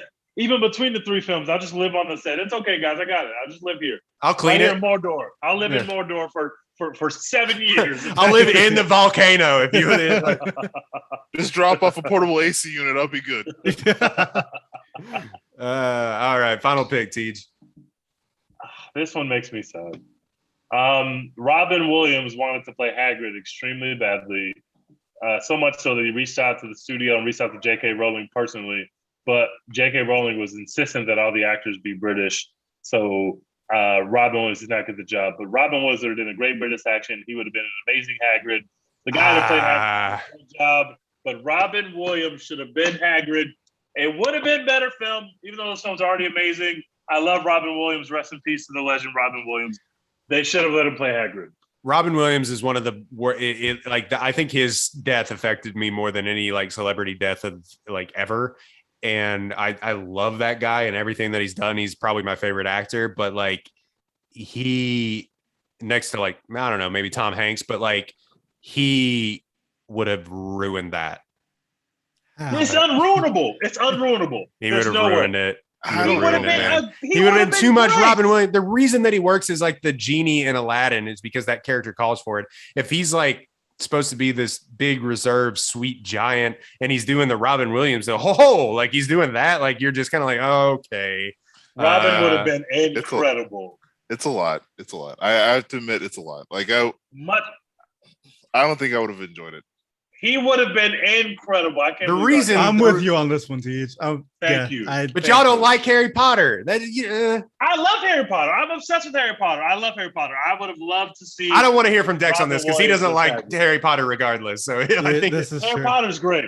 Harry Potter's great. Sorry. I don't think I just Justice don't for get Robin. it's saying. I don't think justice for Robin. Millionaire many times over. Robin Williams.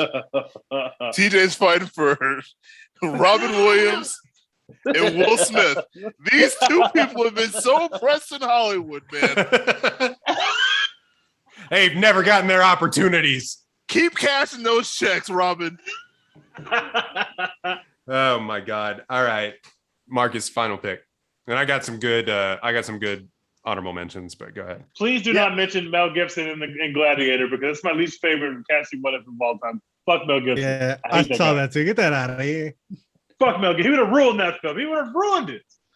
Well, I saw that Ewan McKellen was up to be Dumbledore. Speaking of Harry Potter, that would have made sense though.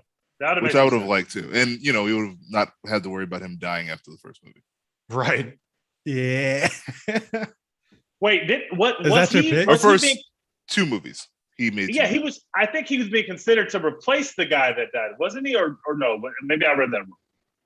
Let me see. I think he was being considered to replace the guy, but then he didn't take it because the guy who played the original Dumbledore apparently had a beef with Ian McKellen, and so he was like, I can't take this job, knowing this guy hated me or whatever the hell the issue was. Shit, I could. Me too. I say you tripping, bro. R.I.P. Bozo. You on the ground and I'm not, brother. You ain't gotta honor your last wishes, bitch. Ian McKellen, notoriously awesome person, apparently too. Like, so it makes sense. But like, yeah, that's but those films made $1 billion each. Like, I would have been like, nope. Like, you better pay me. You better pay me what you're paying those kids because they all got rich out of that too. After Richard Harris passed away, after the second entry, producers had actor Ian McKellen in mind as his replacement, which makes sense because again he played what's his face from Lord of the Rings, so it's like perfect casting. But McKellen turned the role down as Harris had once remarked that McKellen was technically brilliant but passionless, and McKellen said, "Bitch, I'll show you passion, bitch." Watch me make this role mine. He's probably talking about McKellen in as Magneto in the first X-Men movie. Which I mean, come on, we're grading on a curve here. McKellen said, "I couldn't take over the part from an actor who I'd known didn't approve of me, and he didn't take the job." That's a lot of money that you turned down. I'd have been petty as fuck. I would have been like, "Yeah, I'm gonna show you passion, bitch. I got 5 more of these fucking films. I'm about to take this money to the bank."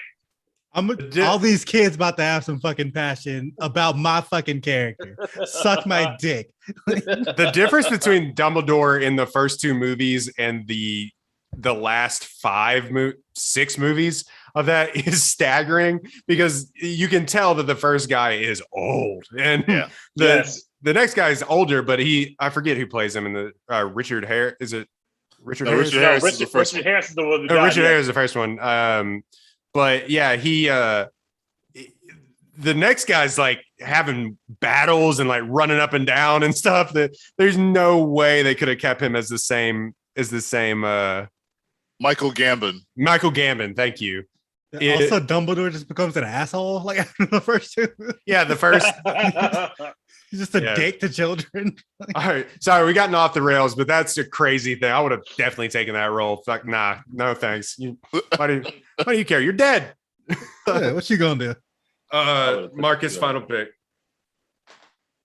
Oh, was that not your pick? I thought that was my pick. Oh, that was the pick. Okay. What? Oh, was it? Okay. Yeah. Yep. Sorry. All right. That. So yeah, Dumbledore. These ones are nuts to me. The one that's always funny to me is that when the person that wrote Twilight wrote the book, they had Henry Cavill in mind as Edward for that, but then they just like never called him to audition for the role. Yeah, wow. That wouldn't have worked at all. Yeah, what a weird moment. Like that wouldn't have worked at all. Like we just don't have Robert Pattinson. Like that. It's not like Twilight just worked so incredibly well or whatever, but like it's even worse with Henry Cavill. It's different. I think Henry Cavill is like a decent actor, but like to play like a to play that that's in high school.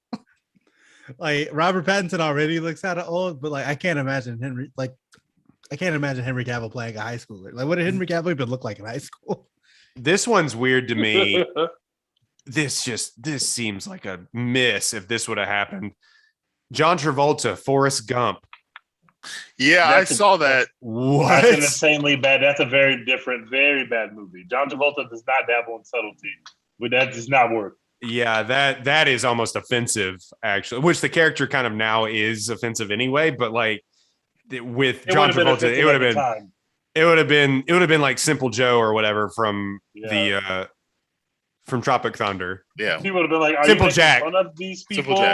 Are you making fun of people with these kind of ailments? Because what's going on with this performance? Like that would have been a complete shit show." Forrest Gump becomes one of the worst movies of all time with John Travolta. Yeah, that's facts. That's absolute facts. That's facts. Yes. That's facts. Like it doesn't just get worse; it becomes one of the worst. It becomes all-time bad. It becomes all-time bad that fast. This is a wild one. George Clooney almost played Noah from The Notebook instead of Ryan Gosling. That's the age difference. Yeah, what's the age difference there? What it's the crazy. fuck are we doing? He's all this shit. So yeah, who plays the girl in The Notebook? it's still what's her face? It's still it's still Rachel McAdams. George. Yeah. It's still Regina George. That'd be so weird. Ew. Yuck. Well, this says Jessica Simpson almost got a role in The Notebook. Yeah, she was almost the Rachel McAdams character I saw. That's a very different movie. No, I'm not with it at all. I saw Julia Roberts was almost the Meg Ryan character in Sleepless in Seattle. I'm fine with that. I can see that. I'm fine with that. That Anne Hathaway was almost $1 Million Baby. Also fine with that. I also saw Sandra Bullock was up for that too. No, we don't need to put Sandra Bullock in anything. This says Tom Cruise turned down the role of Brad Pitt's character in Once Upon a Time in Hollywood. Good. Oh, I can see that actually. Holy shit, that would have been cool. I'm glad that he turned it down, but that would have been cool. I can see that. He's not nearly as cool as Brad Pitt, so you get something different, but he's like a more iconic actor than Brad Pitt just because he's older. I could have saw it, but I think like Tom Cruise would have ruined the jokes. The jokes would have been weird. Oh my God. Thank God this doesn't happen. Charlie Sheen said he did not take the White Men Can't Jump role, and it went to thank God. Thank fucking God. Yeah. God. Woody Harrelson. What's Woody Harrelson? Charlie Sheen can't hoop at all. There's no way he can. No way in hell. John Krasinski was almost Captain America. He auditioned for Steve Rogers. Which I would can have see been, you've that. been I good wouldn't have hated as, that. yeah, I Yeah, would I have wouldn't have hated that. Yeah. That was before he got swole, though. So he had to really hit the gym before he eventually did. Because now he's Yeah. kind of fit, but he wasn't at the time. They would have gotten on those good steroids that Marvel be pumping out to people. dishing out. Those good steroids. They got the good steroids, man. Have you seen Camille Nanjiani's chin? Like, good lord. Let's see. This one is not good. Justin Timberlake almost played Elton John in Rocket Man instead of Taron Egerton. Taron Egerton. Yeah. Ugh. Nope. No, thank you. Oh, also the one that this was cast they were almost about to start filming. Miles Teller and Emma Watson were supposed to be Sebastian and Mia in La La Land. That's a very different movie, but I don't hate it.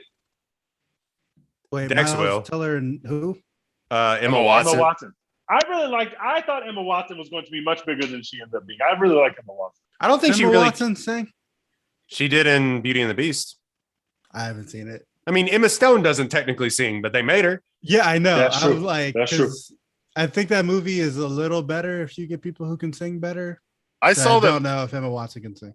Matt Damon was going to be Harvey Dent instead of Aaron Eckhart, who I saw is that. who is in the same vein for me because I thought after seeing Thank You for Smoking that Aaron Eckhart was the trajectory was just going to go through the roof. I bought all the stock. There's all the merchandise, and then it just never came. You bought GameStop. You bought stonks. You bought GameStop after the bubble. I'm still waiting, man. I got my receipts. I am waiting for that Aaron Eckhart stock to come through. Why is he not more famous? I don't know. I think He's it's a personal good. thing. He's really good. It's because that could be so many different people. Fair. He's just so regular looking. Yo, this one's crazy. Instead of Leonardo and DiCaprio and Pitt were almost the lead roles in Brokeback Mountain. Whoa, that's a very different movie. Woo! Wait, who played those leads in the movie? Gyllenhaal and Ledger. Oh, I forgot Ledger's in it. Ledger isn't the Joker without Brokeback Mountain, but which is a weird thing to say, but it's true. But that's his criminal origin. Is he saying that's his villain origin story? Brokeback Mountain is the villain origin story of the Joker? No, it made people think that Ledger's a serious actor instead of this rom-com guy.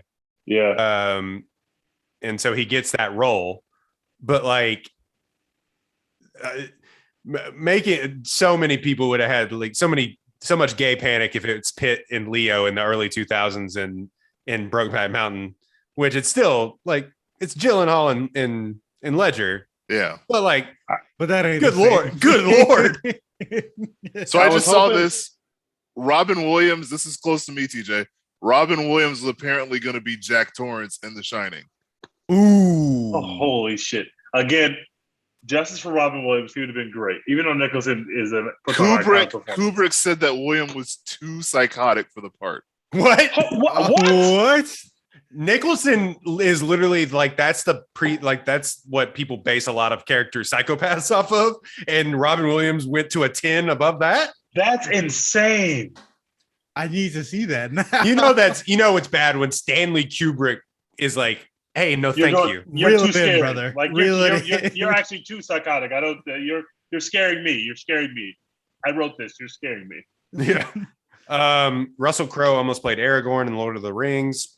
Okay. No. No? No. Okay. No. No? You want to elaborate? What? No. I just don't see it. Fuck that. Tom Hanks is Jerry Maguire, I'm seeing. I could have seen that. He's not nearly as cool as Tom Cruise, but he could have brought the emotional stuff home, maybe even better. Oh, here's the one. Speaking of Jamie Foxx, and then we'll wrap this up. Jamie Foxx auditioned. He tells a story about it on a late night talk show, but he auditioned for the Cuba Gooding role in that movie. I could see that. I'd be fine with that. Well, I think he was Jerry really Maguire. Jerry Maguire. And he said the way that he read the script, you can go find it. I think he was on the Graham Norton show, which he tells some great stories on that anyway. But he said he went to audition for it, and Tom Cruise is this huge star, and he's this comedian, and he goes in there and he's like, he said, I'm going in there going like, show me the money. You know what I mean? And he just, that's the way he was like reading this stuff. And then he said that Tom Cruise was like, didn't have to really audition. So he was just kind of like whisper talking his lines. And so he missed his cue. And so he was like, oh shit. And he like freaked out and didn't get the role, and it went to Cuba Gooding Jr. But that's an interesting sliding doors moment. Especially sliding doors is that he then does Collateral, which is Sunday. Any Given Sunday, yeah. Yep. And then they join up again for Collateral. Mm-hmm. Yep. Which I need Tom Cruise in more villain roles. He's done like one in Collateral, and it's incredible. Tom Cruise. There's going to be one of those Mission Impossibles. He's going to be playing a villain. It's going to happen. I don't know how the hell they're going to write it. I'm in. Sign me up. We're going to the moon. Tom Cruise will be a villain. Sign me up. I cannot get over Al Pacino as Han Solo. I also saw that apparently Jack Nicholson was going to be Corleone. Yeah. I want to see that be film. Michael. Very, very different film, but I'm in. I'd watch it. Oh, okay. This is the one that it's like the biggest one that I think in Hollywood. Will Smith as Neo too. Yeah, I was going to say we didn't talk about that. We didn't draft because I think we talked about Will Smith as Keanu is perfect. That's why. Will Smith is Neo. He turned that down. We also talked about that at the beginning. To do Wild Wild West. Wild West. Wild Wild West is a movie because the producer of that movie got a Superman movie starring Nick Cage got canned. Yep. There is test footage. Look it up. It's called The Death of Superman Lives. It's a crazy. Who did Clerks? Kevin Smith. Kevin Smith was brought on to write the movie. He talks about it. You can find it about how the guy that produced the movie wanted spiders and giant like aliens and stuff in the movie. And then he said the movie died. There's footage of Nick Cage in a Superman he's in the suit. It's looks crazy insane. looking. Insane. It's weird. Suit. It's wild. And you can find it on YouTube. But he says he wanted big spiders. He had Superman to fight a big spider. What's in Wild Wild West? Had to use those spiders somewhere. Spider. Had to use those spiders somewhere. Anyway, it's a wild story. Look it up. Kevin Smith, The Death of Superman Lives. It's a crazy little bit. And you can find Nick Cage in a Superman suit with long hair. It's weird. Anyway, so that has been, finally, what is your, I don't know if we got it last time. Do you have a one hot movie, TV show, actor, actress, director, producer, writer take that you would like to tell us? Well, the last time I was on, my take was about TJ. What was it? We've had so many crazy ones that almost got us shut down. Were you a Meryl Streep hater? Oh, that's right, Mad Max. That's right, Mad Max. You didn't like Mad Max. I don't think I have one that tops that one. Did you say that on the podcast the last time that you didn't like Mad Max? Yeah, he said that. TJ queued me up to make sure that I was the one that said it. Oh, by the way, the Mad Max cars are for sale. Yeah, I saw that. How much are those going for? Do you know? I need to buy one. I need one. I think it was like $100,000 or something crazy like that. But like, never mind. They are sell the Tesla. No. So Furiosa with Anya Taylor-Joy is being pushed back to like 2024 or something stupid. Like, as far as I'm concerned, no new movies are ever coming out. They're not happening. Wait, what got pushed back? Furiosa. Yep. The Furiosa prequel. I'm good. Of course. It's Anya Taylor-Joy, and I gotta be in at this point until she gives me a reason not to be in. Until she gives me a reason not to be in, I'm in. You bought Aaron Eckhart stock. We have all bought Anya Taylor-Joy stock. I mean, I really enjoy her too. I just don't want to see that movie. After she made chess sexy, I was like, you know what? I gotta be here. If you can make chess interesting, I just got to follow you just to make sure you're not something special. So I just got to see. She feels like an industry plant, but like, I'm in. I'm in. Count me in. Yeah, we'll see what happens with the Edgar Wright horror movie that she's doing. No clue how that's gonna go. We'll see, but I'm in. Something different. Yeah. All right, that has been a One Take Pod. Marcus, where can they find you on Twitter, social, all over the place? It is Marcus J. Brent is my tag. It is football season, so there was a lot of fantasy football and various. I'm wearing my Longhorn stuff today because Casey Thompson is the truth. And my son Casey, the savior. We're just not going to talk about what happened on Saturday. We're on to Cincinnati, and we're just there's a drive in the deep left field by Castellanos. Anyway, so Marcus J. Brent. Yes, sir. All right. And you can find us at One Take Pod. That's the number One Take Pod on Twitter, Instagram, TikTok, the like. I'm going to try to post more on TikTok. You can go find our Marvel tier rankings that we did last episode, and people had opinions about on Instagram and Twitter. But so yeah, go follow us at the One Take Pod. Download, like, subscribe, leave us a 5-star review. We would really, really, really appreciate it. But if you listen to us on Spotify, go ahead, or all the other podcast platforms, because we are global like that. You can find us on all those podcast platforms. Just hit the follow button on Spotify, if you will. It really helps us out, and you get all the new episodes really quickly. Or go follow us on YouTube and Twitch. Apollo HOU on Twitch, but we have our own YouTube account, One Take Podcast on YouTube. You can see all the episodes live and uncut as they air. Not that I make any other cuts to the at all, but yeah, you can find them as they air on online on YouTube. One Take Podcast. Dex, what are we doing? We're always #support Florence Pugh. She's got a new movie coming out. I've already forgotten what it's called. It doesn't Don't matter. worry, darling. It looks like a fan fiction. Yeah, that one. She's got a Netflix movie coming out after that. Whenever there's more Florence Pugh content, we're bringing it to you because we are the prime investors in Florence Pugh stock. This shit is going to the moon. We're winning Absolutely an Oscar. Absolutely right. 2 years or less, it's coming. So where's Anya in contrast to Florence Pugh? We did this. We did this thing. She doesn't have her own hashtag on this podcast yet, but we're just prospecting her right now. But we are all in. We are all in on the Florence Pugh stock. We are heavily invested. We've sold the farm to be invested in Florence. And Jodie Comer and Zendaya. Yeah, we're all in on those four. Facts. But this is a Florence Pugh podcast.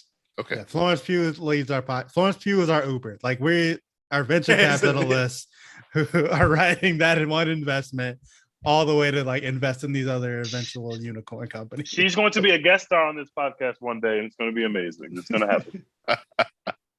All right. Also, you can find us all at Apollo HOU. You can go to Apollo HOU/store. You can use the promo code One Take Podcast, One Take Pod on that's ONETAKEPOD for 10% off any purchases at ApolloHOU.com, including our own branded merch. Please go buy those. That would help us out a lot.